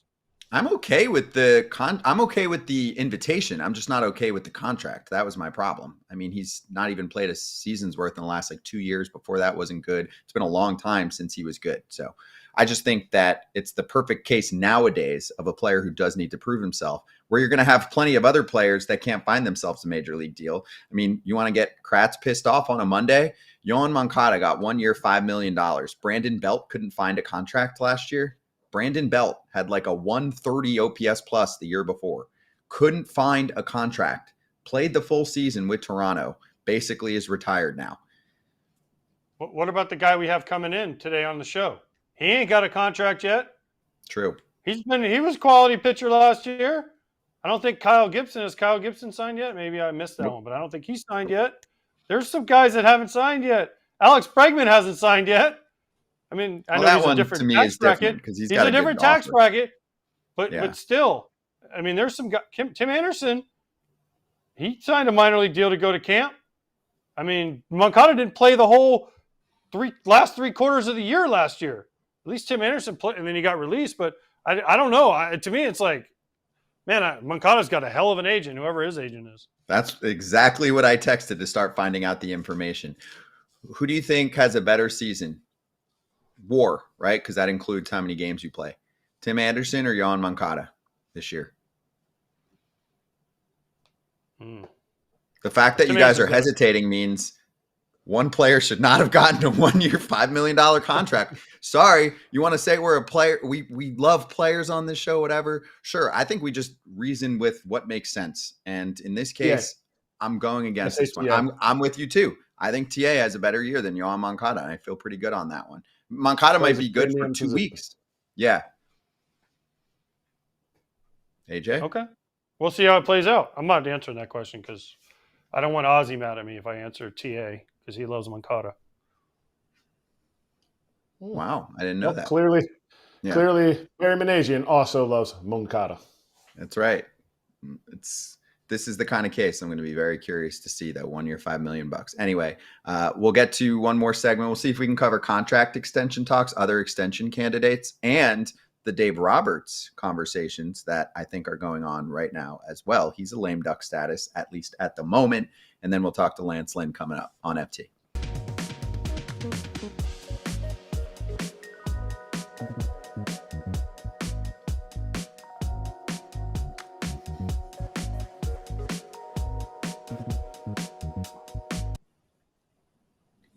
All right, here we are. We're back. Do you know who BetMGM has right now as third place, or at least when I last checked, in the National League East? Mets. Let's see. The Mets? Yeah. So I looked and I was like, geez, everyone's got to relax a little bit about Kratz's call out. So I tried to do a little more. I didn't think it was a bad call out. It wasn't a bad call out. No one thinks that. I agreed with you. And I said I could see the same thing. Yeah. It was Twitter. It's Twitter. It's Twitter and Todd. Absolutely losing their mind, saying that FT is an anti-Mets show. Your classics, right? It's an anti-Mets show. It's an anti-Brave show. It's an anti-Philly show. Blah blah blah. So I love the Braves. I mean, look, I'm kidding. I'm just saying, like, we can name every franchise, and if you say one take that bothers someone, they get soft. Not everyone. Most fans are great, okay? And I love you, YouTube. But Twitter gets really soft and like really defensive. So I tried to dig into this a little bit more, Kratz. That's why I'm bringing it up for the 2 minutes here. And I texted some of my family and friends, and I'm like, watch this clip of Kratz. What bothers you? And they were like, the saying the third place thing doesn't bother me, although they felt like it was a little smug. I'm like, well, that's a fun Kratz style. They said what bothered them was the what ifs part of it. They said there are what ifs for every organization. So they felt like that part was unfair. Okay, Kratz is very unfair. I'm a very unfair person. Unfair? What? What was unfair, Kratz, last night was the way the Eagles beat the ass of the Chiefs. That was unfair. That was so you can be as smug as you want today because that was an ass whooping. Yeah, they beat a really good team. Showed they're a really good team. Yes.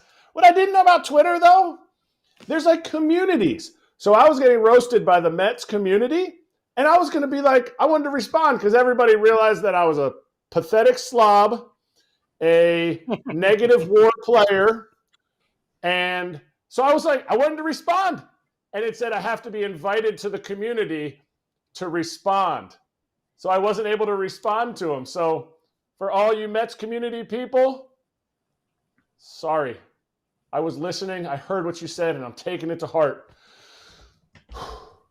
The Mets are still in. They're going to finish in second place now. Kratz changed his mind. The Phillies are going to finish in third. Wait till I do my picks. Wait till I do my predictions at the beginning of the season. So tune back in, Mets community. In fairness, there are more what ifs in the Mets rotation than the Phillies rotation. If we're just going over those two, come on, people. You're so smug, Scott. So smug.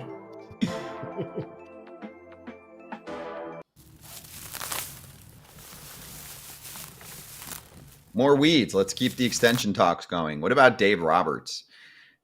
Obviously, he's going to get an extension at some point, but it's funny that the two managers that led their teams to a World Series appearance this past season both have contracts that expire after 2025. So it's not just when this is going to happen, because I'm sure it'll happen soon, but how it will happen, I think, is the question, because Roberts did have some quotes that made it sound like you've got to get on the same page with value, almost like they've had combos. So he said this on an ESPN pod. He goes, hopefully everything takes care of itself, but it's about value. And I love this organization, but yeah, you want to feel your value. Absolutely. By the way, we have Andrew Friedman coming up on Dodgers territory after our show, if you're watching online. But here's my thing, AJ. Craig Counsell ruined everything for owners, even the rich owners. They've been trying to bring manager salaries down for years. They've done it brilliantly. One manager just blew the whole thing up. How can you tell me that Craig Counsell is worth more per season than Dave Roberts? How? You can't. And he makes $8 million a year. So you want to know what the argument was? The argument was, well, Dave Roberts had only won the Astros World Series. Well, now he's got a real one. Maybe not the other one's still real, but, they got as who was it? Whoever we had on the one time, they're like, well, I got a real ring from that one. So apparently it did count. Like, I think it was Max that said it, Max Muncy, right? But that was always the argument was, oh, Dave Roberts never done it for a whole year and then one. Well, guess what? You can't have that anymore. Craig Counsell, he's never done it. He's never done a fake one, a real one, whatever you want to call it. So I don't know. I mean, for a while, the trend was to hire managers cheap. Joe Madden was the only guy that was getting paid a lot of money. The rest of these guys were not getting paid as much as they had in the past. Craig Counsell, remember when he took that job, he said, I want to get managers back into the managerial area. Because you look at like college football coaches, college basketball coaches. Hell, the Bears just hired a coach for like $13 million a year. Baseball, the highest paid guy is $8 million, and they do 162 games plus spring training. I mean, a football coach does 17 weeks. I don't know. Maybe I'm crazy, but I think that somewhere along the line, we got to start getting it to where it's, a little bit more of a fairly paid system. Not only for managers, Kratz, I think you'll agree with me, coaches are very underpaid in Major League Baseball for what they do, the amount of time they put in, and the work that they do. I think the coaches need to be paid more too. Couldn't agree more. And owners say, well, we give them full benefits. We give them licensing. I'm like, that's not an argument. The licensing is not the owners to give. The owners, players give the coaches licensing. Like that's like a players union type of thing. Coaches should be paid way more. They are there so long. But anyway, now who made it more? Counsell?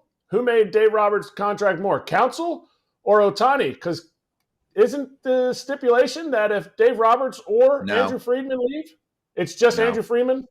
No, it's option C. It's Andrew Friedman and this ownership group.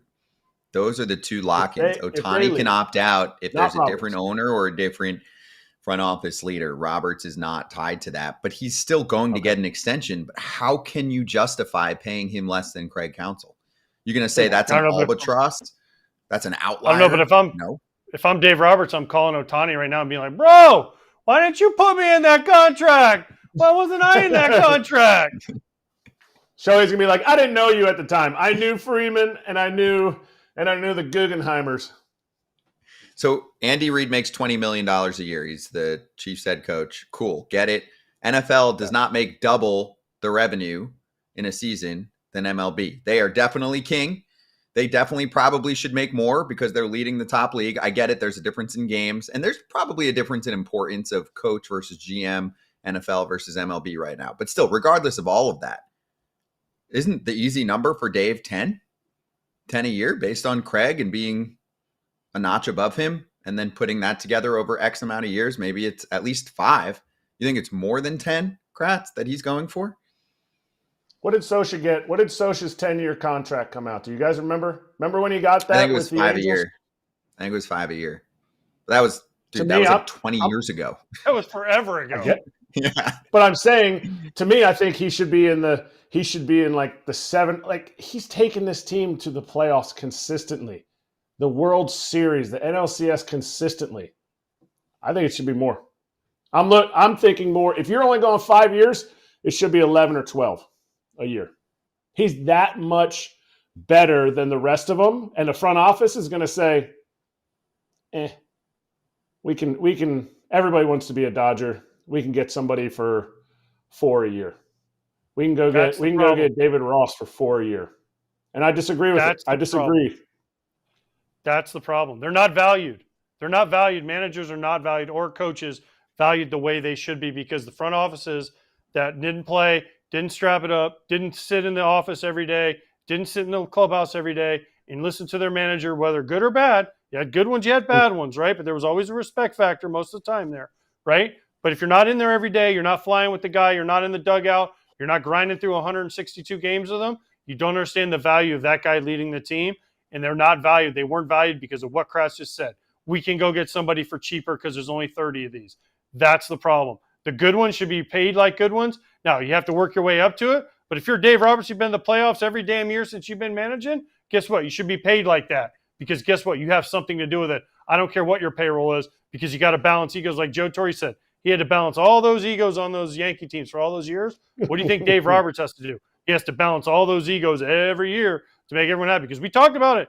Kike, Miggy Rowe, Chris Taylor, all these guys, right? Where are they going to play? Hayes, who are they going to play? When are they going to play?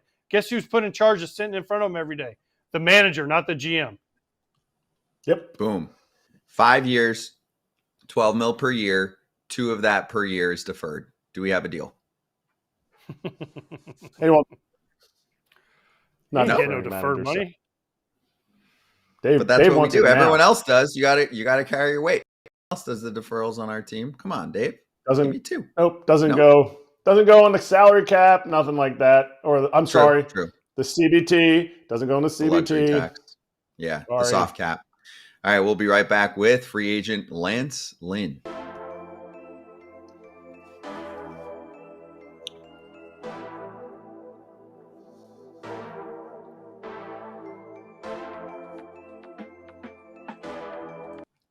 Can we show the Bob Uecker patch?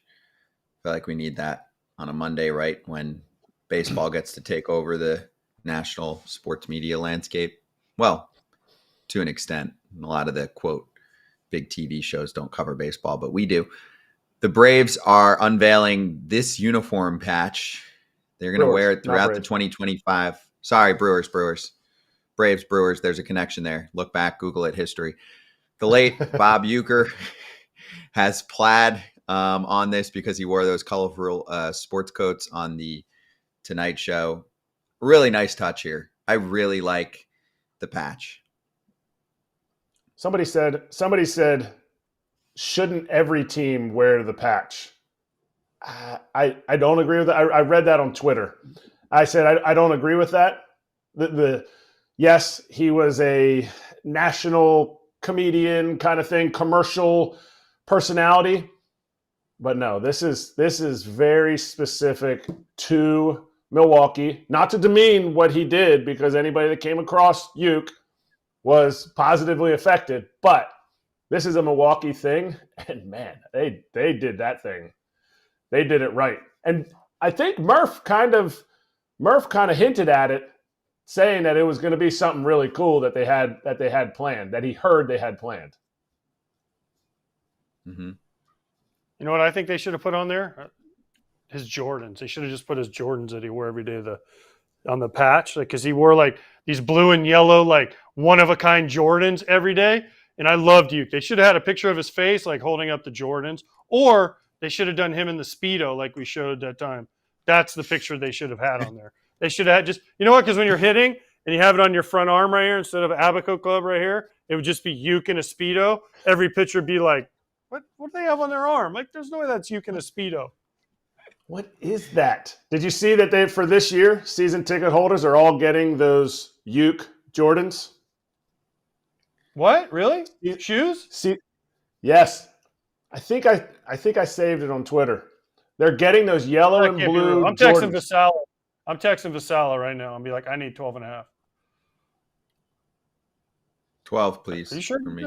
Because if I send this text and it's not true, then I'm going to be mad at maybe I got trolled on Twitter, but it was a pretty sick, because they were talking about it. Anybody with like a 40 plus game or 35 plus game package or more, it was like a gift to start the year. Let me look That's into smart. Yeah, let us know. I'd like a 12. I don't ask for much, but I'm in on that. Me neither. Sausage race and Duke's Jordans. it. Sounds like you want a lot, AJ.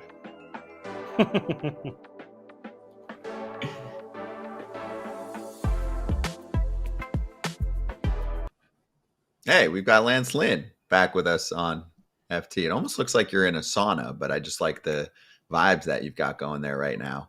What's up? No, we're in the golf simulator. Ooh, golf simulator. I like that. All right. So, how's life right now? Where are we at? We're good. We got just playing car pickup with the kids at school and doing all that stuff, and seeing if anybody needs somebody that is going to make starts and has been in the big leagues for a little bit, or if they're just going to go young and hope for the best. Wait, make starts? Because the last time we brought up Lance Lynn, we had a little conversation, the three of us, and we had a vote. Lance Lynn, closer or no closer? Because there was some rumors put out there. There was, and there were some calls about it too. But when you get going there, and nobody wants to talk about any money, they just want to bring up ideas. So, the idea was floated around to what it would be like to relieve in the back end and what it would look like. And I was like, yeah, if the opportunity is there and it fits and could be something that could be fun. But really, it was kind of just one of those things where conversations happened, but nothing came of them. Wow. All right. I mean, I want you as a closer.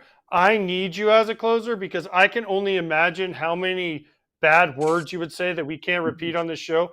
How many fist pumps and also other areas in the body that we would touch that we are not allowed to show. Right? It's just a whole in one skit, inning. yeah. Whole I mean, skit would think be about there. it. You could have music.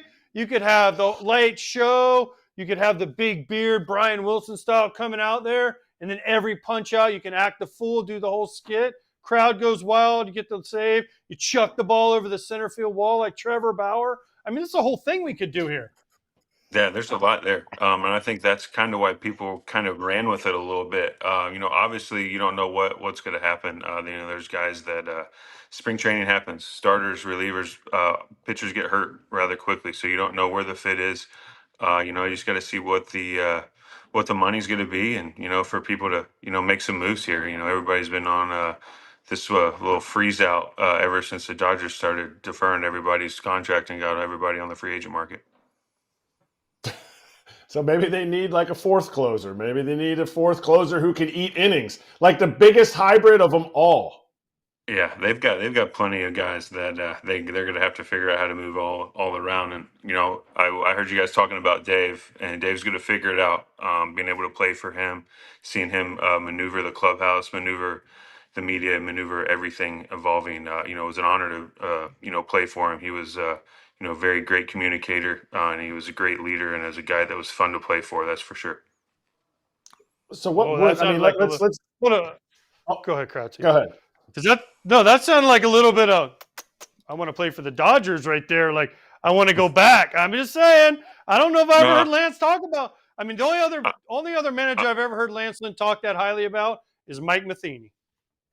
That's not true. It was Tony La Russa, but that was a good try. But like I said, I've had the luxury of playing for some good managers, and when you're talking about managers and what they mean to ball clubs, it does get undervalued, and that's coaching staffs in general. And the way that they are, put in there, they have to, they're there all dang day, and all the stuff they go through and all that. And if you're able to keep a group together, and I got to see it with Dave firsthand, so I'm with you on that. They definitely get undervalued. All right, so back to the closing thing. Let's paint that picture because AJ said a big beard, fist pumping, grabbing your nether regions. Well, all that stuff we already have that. What music? What would you come out to get the boys hyped, to get this crowd going? I think it depends. I think it would be on what city you're in, right? So each city's going to have a different vibe, would have a different type of thump to it. So I think once you figure out what city you're in, get the feel of the fans, and what kind of how the stadium will bump a little bit, then we can figure out what we want. So there's a wide variety of songs you can go with. It just depends on the city you're in and what the fans you feel like are gonna get them going. What kind of case was made to you on those phantom phone calls that happened to not include offers? Like, why did they have that conversation? Hey, we think maybe you could be a reliever. What else did they say to try and talk you into it? I think you're looking at a lot of different front offices are trying to find different ways to finish games. So you see a guy that there's a lot of animation there, but there's a lot of they know I'm going to get after it, and they know I'm not afraid of a situation. So I think it's just kind of one of those things where the questions were asked because a lot of the teams that did bring up relieving were full starter wise with more than five. So it was like, hey, we need a back end guy that is a veteran that we can feel like we can trust. And the market's kind of they didn't like where the market was going on. Guys that might have been more established in the closer role. So a lot of them were just feelers to see what would be available, and then when they get to camp, I guess now everybody's just going to wait to get to camp to see what everybody looks like, and then go from there. Starters and relievers, because talking to all the starters that are still out there, is everybody's hearing the same thing, just checking in, seeing how you're doing, and we don't have any money, but we need a starter. So it's like, well, you're probably gonna have to find some money if you actually want some pitchers. Yeah, well, I mean, they were checking in on you, but you were celebrating your 5th anniversary. Congratulations. Out Thank at you. Jackson Hole. Did you Beautiful ski place. or snowboard? Nope, No? either. He's No, not we went allowed. we No, went no, no. That's snowboard. going to be my Hey, I'm a question. free agent. I can do whatever I want. But that So being that said, but I have never been on either one. And at the age of 37, it's not time to go there, especially while still playing. So we did some snowmobiling. So that was fun. We enjoyed that. We got to see some of the country out there, which was beautiful. Seeing elk herds and stuff like that. So I quite enjoyed it. Made me want to buy a bunch of land out there, but man, is it overpriced. did you do the whole Yellowstone to Old Faithful snowmobile trip, like 42 miles? Did you do that one? We didn't do that long one. We did one a touch shorter because it was negative. I think it was -5 the day we went out on it. So we kept it. We weren't trying to freeze. So, but we had a good time. That was one of my favorite trips that I've ever taken in my life. We started at the beginning at the entrance to Yellowstone and went all the way to Old Faithful and all the way back 84 miles in a day. And it's same thing. It was -5, and you put them on the you're warm. You have the heated steering or heated handlebars, so you did a little bit. Hey, Snowmobiles are a little dangerous. They're a little crazy, and the heated handlebars, they get hot. I was like, dude, where's this thing? So It's hot. burning my hand. I was like, what are we doing here? While your face is fogging up, and you're trying not to freeze, and your hands are burning. But that is an epic trip for sure. Oh yeah, I'm looking forward to going back. That was our first time, so I think that we might make it a thing, especially when the kids get a little older. Let them see that part of the country. By the way, you've changed. You would have skied. I used to ski. I skied. You've changed. I've never skied in my life. I grew up in Indiana. It's the flattest state I grew up in world. Florida, bro. We don't even have snow, and I used to go Yeah, snow but skiing. people in Don't be Florida scared. vacation. You're one of those vacation type. I know you probably grew up in a gated Right. community. I know exactly what you did growing up. I did not grow up in a gated community, but Might thank as you. well. Thanks for thinking that high. Thanks for thinking that highly of me. I You appreciate scream that. Born in the gated community. Hamptons. You Born in the Hamptons. That's it. Born in the Hamptons. Scream it.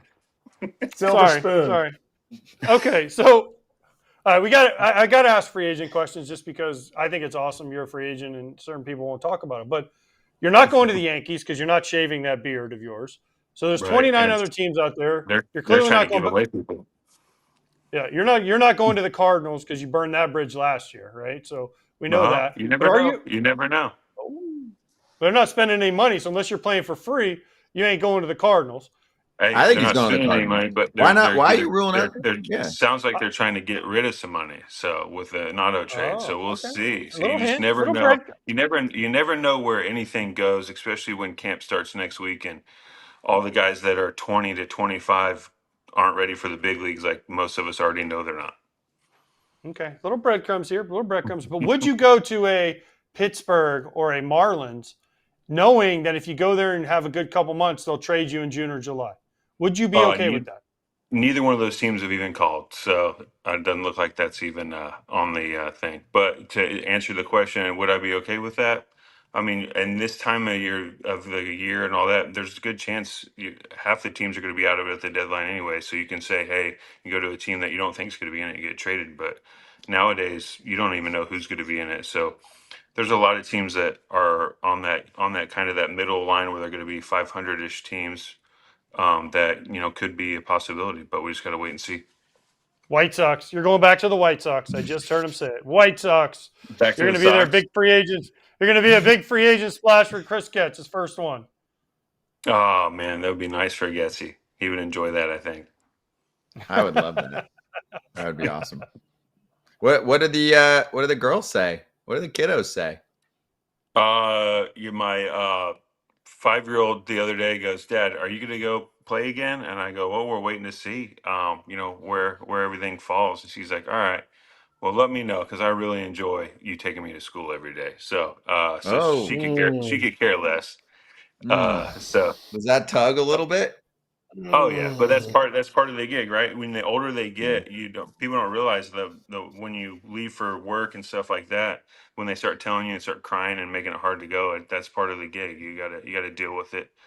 But yeah, my kids are we're enjoying our winter, we're enjoying our off season, but I'm ready to pitch. I'm ready to get people out. So we'll see what the next week or two has to do with. And like I said, everybody's getting to spring training, and then I'm sure they'll figure some things out.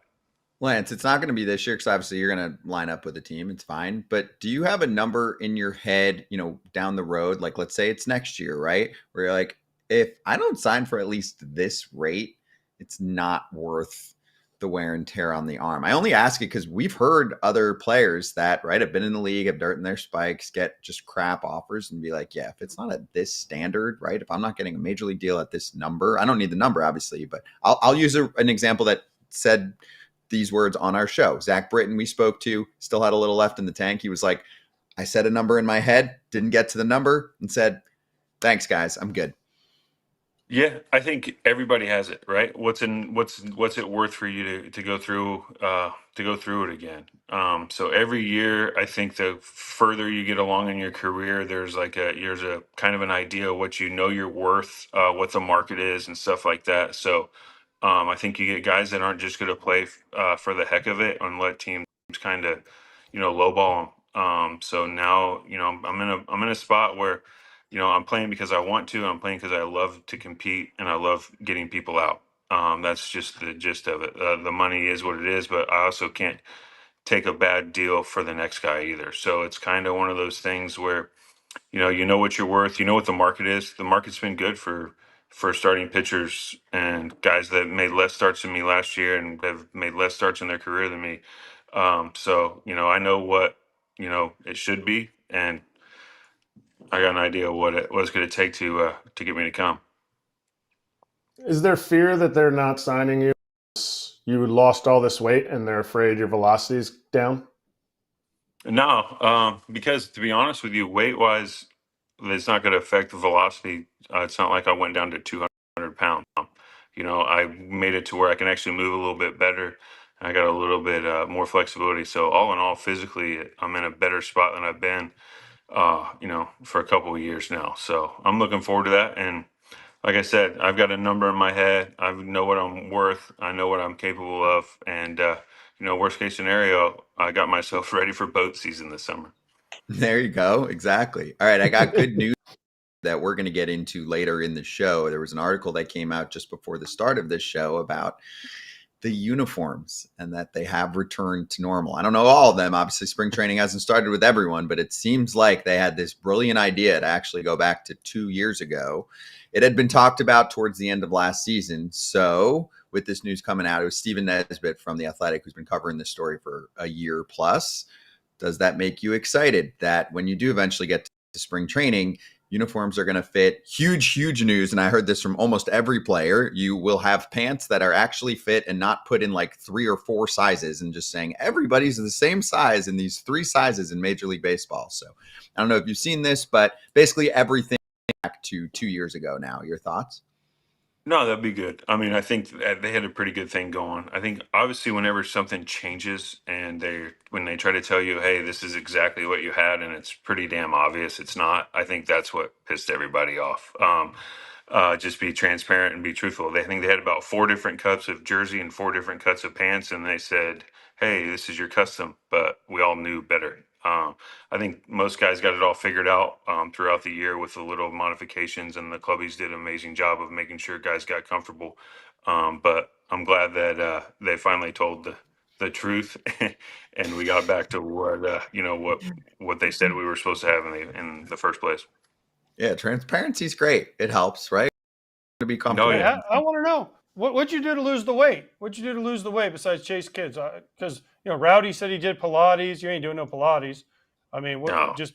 we know you don't eat salads. We went through that a couple years ago. So what'd you do? No, I didn't. I did. I went a little bit on that carnivore diet for one thing, and then, to be honest with you, I changed a lot of my workout stuff and did more circuit training stuff, and did more throughout the week, but like less, I would say less bulk. So used to back in the day where you're like, hey, we're got our leg days these days and our upper body these days. I went more full bodies throughout the week and more circuit training, which helped, speed up the metabolism and get things moving. And then added some cardio on top of it. And then just kind of slowly monitored what I wanted to do, with the knee. And then it just kind of happened pretty easily. There you go. That's cool. Carnivore, I think, is a little like paleo, right? It's very similar. But I feel like, I mean, paleo, you just got to, paleo's a little different, but yeah, all in all, it's got a similar ring to it. But, as long as you're eating and getting the protein in, you're not losing any of that muscle mass. That was the main thing I was concentrating on. Yep, I like that. Gabe. I call it caveman. Gabe and Lance. Gabe and Yeah, Lance. it Gabe fits- Kapler and it Lance. fits- Same. It fits. Same Well, body. you walk in with your, walk in with your, what do you walk in with his boots on, drop some pull ups and eat a ribeye. That was Dave's skit, right? Or Gabe's skit. That's what I heard. Gabe I don't at know. one point I've, would I've, only I've never eat played for bacon. him. Oh my gosh, there was one point we're talking heard about he Gabe had one. Kapler. He would have Dude, I like could tell you some amazing pounds stories. of bacon for like half the day, and I'm like, "That's it?" He's like, "Yep, just bacon." I'm Yep. like, what is going on? But the dude is shredded beyond belief. Also, Yeah. at the finish line here, your daughters are going to Wait, love go that, like this that again.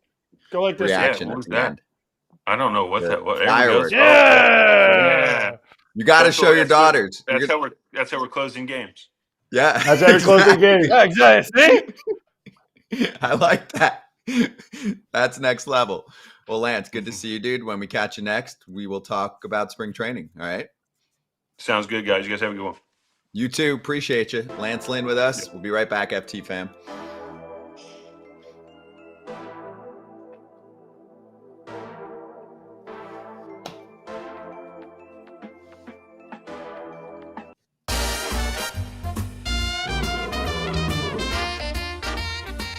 We've got BetMGM futures for you. The Jackson 3. Which Jackson will hit the most home runs? This is something you can find in the BetMGM app. Churio, Merrill, Holiday. I mean, Jackson is the obvious leader in the clubhouse here, right, guys? Jackson, Jackson yes. is, Good, correct. good call. Yes, one of the Jackson Jacksons is definitely one of the Jacksons. What do we think? Are we going chalk and just taking Churio because it's not like it's not a crazy number. Like I thought that could have been minus 150. I thought they were going to really tempt me to go lower down the list. But what do you guys think? I'll take Homer. Churio. I'm a homer. I'll take Cheerio, especially what he did first month and a half or 2 months. And then for the rest of the season, oh man, like you're talking about contact. You're talking about his walk rate going up, contact rate going up, chase rate going down. They're all just legally able to drink this year. But so they're all going to have some type of improvement, but he's playing every day, and that improvement. Jackson Merrill was just super clutch. He was clutching out there every day. I think it's Cheerio. I need to agree see with more you. out of Holiday. I need to see more out of Jackson Holiday. He came up, got sent down. Listen, I mean, he's young when he got up, but I think he needs to show us more. Jackson Chourio, the second half was unbelievable, and Jackson Merrill was super clutch. But the difference is the ballpark that Jackson Chourio plays in, and the division that he plays in will help him. And I think that's why it's pretty easy for Jackson Chourio. Not that the other two aren't going to be great, but I just think the ballpark, he's going to play every day. And again, I need Jackson Holliday to show me more than what he showed last year. I mean, he was 20 years old. He got called up into a pennant race. It's tough. I get it, but I need to see him start taking the next steps.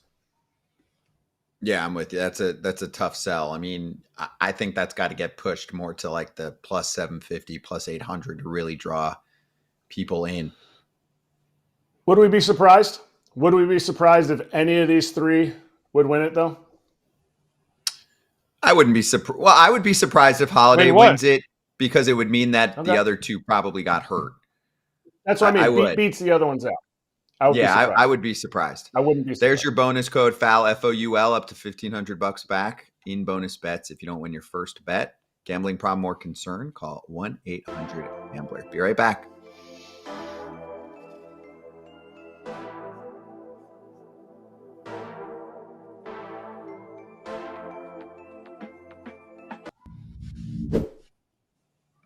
For the people, and this is for the players too, a year after the uniform fiasco, players arrive at spring training with issues mostly ironed out. Good job by Stephen Nesbitt and The Athletic to cover this story really for a year now. And then I think it's reaching its conclusion. We'll see if there's any problems at the finish line, but it does sound like 1 year later, the problem was fixed, and that was called just going back to what was working for a while. Players were furious. I don't think players are against evolving and making things better, but we pretty much all agreed everything was worse. Comfort, customization, the aesthetics were a disaster in some cases. The sweat stains, the smaller lettering, which made it look like they got a discount to do that. So are we good? Can we put this story to bed? We're done? If it changes. Weren't you guys – remember where I took you guys last year? Do you guys remember where I took y'all last year? Where did I take you guys last year? What? Tell everyone where I took you. Into the Nike suite, right? The All-Star game? A Nike activation suite thing. Yeah. Like a baller. Yeah. And did you see the wall where they had it in 2025? Here's the new changes they're going to get into. So this is just Nike making adjustments. I mean, they kind of got put in a bad spot when they switched their factory. So here they are trying to catch up. Nike's always been known for innovation, right? So they're trying to catch up to what needed to be done. And this is a really cool thing. And this is one of the perks of being a big leaguer. You got your damn pants, your damn jersey, however you want it. You wanted it this much on your sleeve, a little bit longer like Scott needs, they would do it. You wanted to go like Sammy Sosa and have the freaking super tight elastic on it, they would do it for you. I don't know. And by the way, they are not giving out Jordans to the fans. So just FYI. That was trolling. Dang it. That was a different topic. So for people watching on TV, that was the Bob Uecker celebration for the Brewers this year, the patch, and Kratz thought maybe they were giving out his famous Jordans, replicas to every season ticket holder. That's not happening. But anyway, the part that I didn't understand from last year was the customization. I got that they were trying to make it like more dry fit or whatever the term is, right? And that just didn't work. Okay. I guess there's two parts I didn't understand. One is, how do we go from customized pants to 4 options? That's not evolving. That's just being cheap. Number two, how did we get smaller letters on the back of the jersey when we're trying to promote the talent and the individuals on the field? I mean, are we really saving that much by having smaller letters? I didn't understand that part. Like, who sat, right? Like, there are humans whose jobs are to sit at a table, right? Or at a desk and congregate and say, hey, what should we do? We got to make things better, sexier, cooler. All right, I've got it, guys. Let's make the pants fit worse, and let's make it harder to see the name on the back.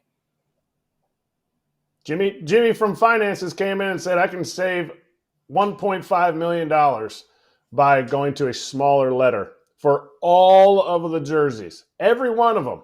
My biggest thing is, if you do it for fans, it's one thing. Like, you're not making custom. Like, how much more did it really cost to get away from the customization of pants? They might have been able to push through the see-through part, or the fact that the tops sweat stained more than the pants did. Like, but when you take the customization apart and you go medium, large, extra large, double XL in pants like you're a minor leaguer, players are going to be like, that ain't happening. Yeah, that was just a tough look. So I'm glad we fixed it, though. That's all that matters. We were very vocal about it. The power of fan voice, media, social media, and all of that, players themselves putting pressure on. And here we go. It's all fixed. All right, FT fam, we'll be right back to enjoy Zach Gallen's sweet, sweet victory parade from the weekend. Bask in it.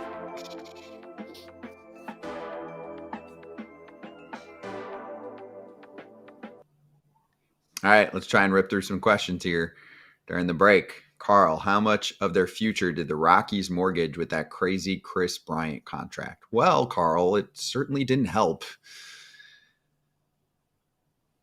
They didn't mortgage that much. Every team can make a bad mistake. Did it even matter? Does it even matter? They're not trying.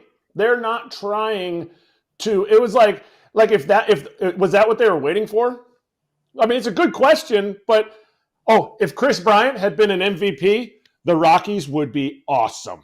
No, they just would have needed to give up more runs from their bullpen during the year. Like, they would have just lost. They would have won 5 more games. If Kris Bryant's a perennial all-star, he's that MVP dude that he was as, a Cub when they signed him. No, it wouldn't have changed. They haven't made any other moves, and that didn't hamstring them. They print cash out there. It's a great call, because he could be a 10-win player and the Rockies still suck and they're in last place. And a 10-win player is a superstar MVP type of player. Okay. Jamin, who is in the chat, said, why don't you guys get as mad at Rockies ownership when they're disrespecting the fans more than John Fisher? I don't know about that. They have a real fan base who shows up on any given night. They couldn't care less. No. I feel like we send plenty of shade towards the Rockies, but I'm going to stop short of saying that the Monforts are as bad as John Fisher. John Fisher moved the team out of the location and makes everyone look bad, and he's playing at a minor league park. I feel like there's a level of douchebaggery that Fisher excels at above almost anyone. I would go less on ownership with the Rockies and more on the front office, never changing any of the dudes. It's all just the same groupthink year after year. The difference is, Erik Kratz is coming back. Let's change his title, and it'll look like we changed some people. It's all the same people. That's a really great call. That's when you feel like you're not trying. Plus, they own all the stuff around the ballpark, so they just print cash. But you could still print cash if you switch the front office up just a little bit, show a drop less loyalty. Dude, they and say, just guys, don't do it. This isn't good enough. I don't even know who the Rockies GM is. This is how many moves Bill they Schmidt. don't make. Who is it? Bill Schmidt. I mean, I can name pretty much every other GM except for maybe the A's and the Marlins. Actually, the Marlins is Bendix, so I can. Yeah. But other than that, I mean, it's tough because they never do anything.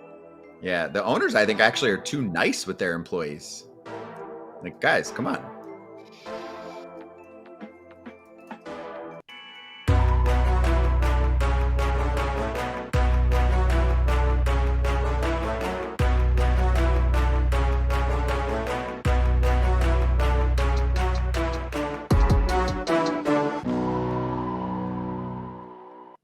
Who's gonna win the Super Bowl? Kansas City Chiefs. Chiefs. Tough to go against Mahomes, so I'll go Chiefs. Can't bet against Patty Mahomes, so I'm going Chiefs. I'm going Giant Meteor. Mahomes. I'm a Cowboys fan, so I can't root for the Eagles. I gotta say the Chiefs. The Chiefs, sadly. Chiefs are going to win. The refs are going to make it happen. Chiefs are going to win. Who's gonna win the Super Bowl? Wow. Kansas City Chiefs. Wow. Zach Allen's like, yeah. And Erik Kratz really doing some work by getting here for the show, traveling back from New Orleans on his private jet at 4 a.m. after partying all night celebrating the Eagles' victory. And if you're listening on the pod right now, Kratz is maybe photoshopped, but I heard it's true at the parade.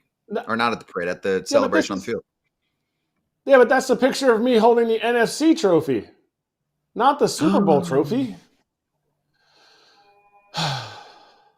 That is so baseball show to not know and to post you with the NFC trophy. My Super Bowl trophy, I had my Super Bowl trophy and Taylor Swift because she was an Eagles fan until she started dating Travis. It was me, Taylor, and my family. Like, we were just schmoozing it up. And Taylor was like, it was a great win. I knew it. Travis is washed up. You know what I'm having? You know what? You guys could have come to Orlando. Jalen Hurts, he's going to Disney World. And guess what? Jalen Hurts is here today. You guys could have come in and seen him. Maybe he'll be the new majority owner of the Rays. Maybe he'll buy the Rays, Jalen Hurts, with all this extra riches, and he can move them to Orlando. Ooh. Going to Disney World, baby. He's going to Disneyland. Yeah. No. That was fun, though. All right. Well, anyway, we'll answer a few questions. No, he is Disney World. It's Disney World. That's the. I know. Yeah, I know. Kratz is trying to troll me, but it doesn't work. Well, Kratz, congratulations. If we didn't Kratz, know who you were rooting for. Admit it, though. The first play of the game, not the first play, it was like the fourth play of the game. A.J. Brown, they call the penalty. You were like, admit. Every Eagles fan was like, because I even said, I'm like, here we go again with the referees calling BS penalties against the Eagles. Like, it was like the first play of the game. And it was like official for Fox and Tom Brady were both, Mike Pereira and Tom Brady were like, that's not really a penalty. It was definitely talked about in the house. We had like 50 to 60 people in our house watching it, and everybody, I was like, don't start that. They're going to overcome the refs. I thought the refs did a great job. There was no controversial. The Eagles actually had a controversial play that gave them a first down. It was a hit up high on a ball to Dallas Goedert that was super high, but nah. And they missed a roughness on Mahomes, got smacked in the face. I think they didn't have to do any of that because the game was over. So they're like, all right, let's leave it alone. Don't hit the Buffalo Wild Wings button.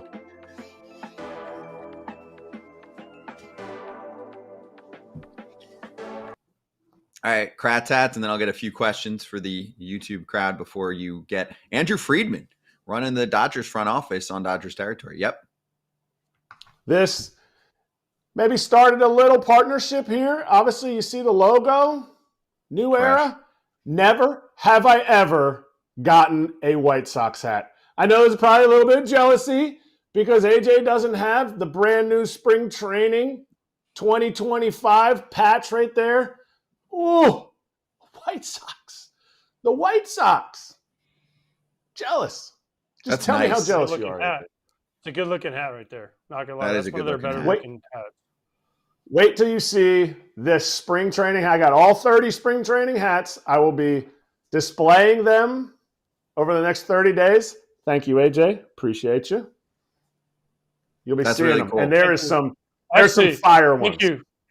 Actually, thank you, New Era, if we're going to be honest. New Era hooked us up. Thank you. Thank you, New Era, for not having us have to see, the Columbus or the Copa Columbus Iron Pigs. Oh my God, I was super tired of the Iron Pigs. I mean, and producer lady is so happy that she does not have to see another Iron Pig hat for at least 30 days. So there's that. Yeah, then we need a refill. Okay, a couple questions here real quick. Let's get Ryan. Who means more to their team going into 25 for their offense to be successful as possible? Harper or Acuna? Go ahead, each of you answer quick. Harper. I mean, I would say Harper because the Braves still did it last year without Acuna. True. I'll do one more. Mantis, did you guys hear the Padres have been nice enough to make Bogaerts and Cronenworth available? They're so thoughtful for doing so. You know what I actually read on a rumor from the weekend is the top name available now that they're floating? Robert Suarez. That would be another devastating blow to the bullpen. Yeah, he's making $10 million this year. I guess they're not getting what they want for Cease. They've moved on to the bullpen. I'm like, I'm not taking shots at the Padres. I'm pissed. I'm just like, damn. they had something good here, and we're just like little scissor cuts to a Jeremiah special Estrada team. step into that closer role. I know, but man, lose Scott, lose Suarez if that happens, which is a perfect lead into Dodgers territory. Andrew Friedman, president of baseball operations, is going to join Alana and Clint. And we'll see everyone on FT tomorrow. Thanks for all the new graphics behind the scenes, working hard to put this together. Fireworks are sweet. Dodgers will take him.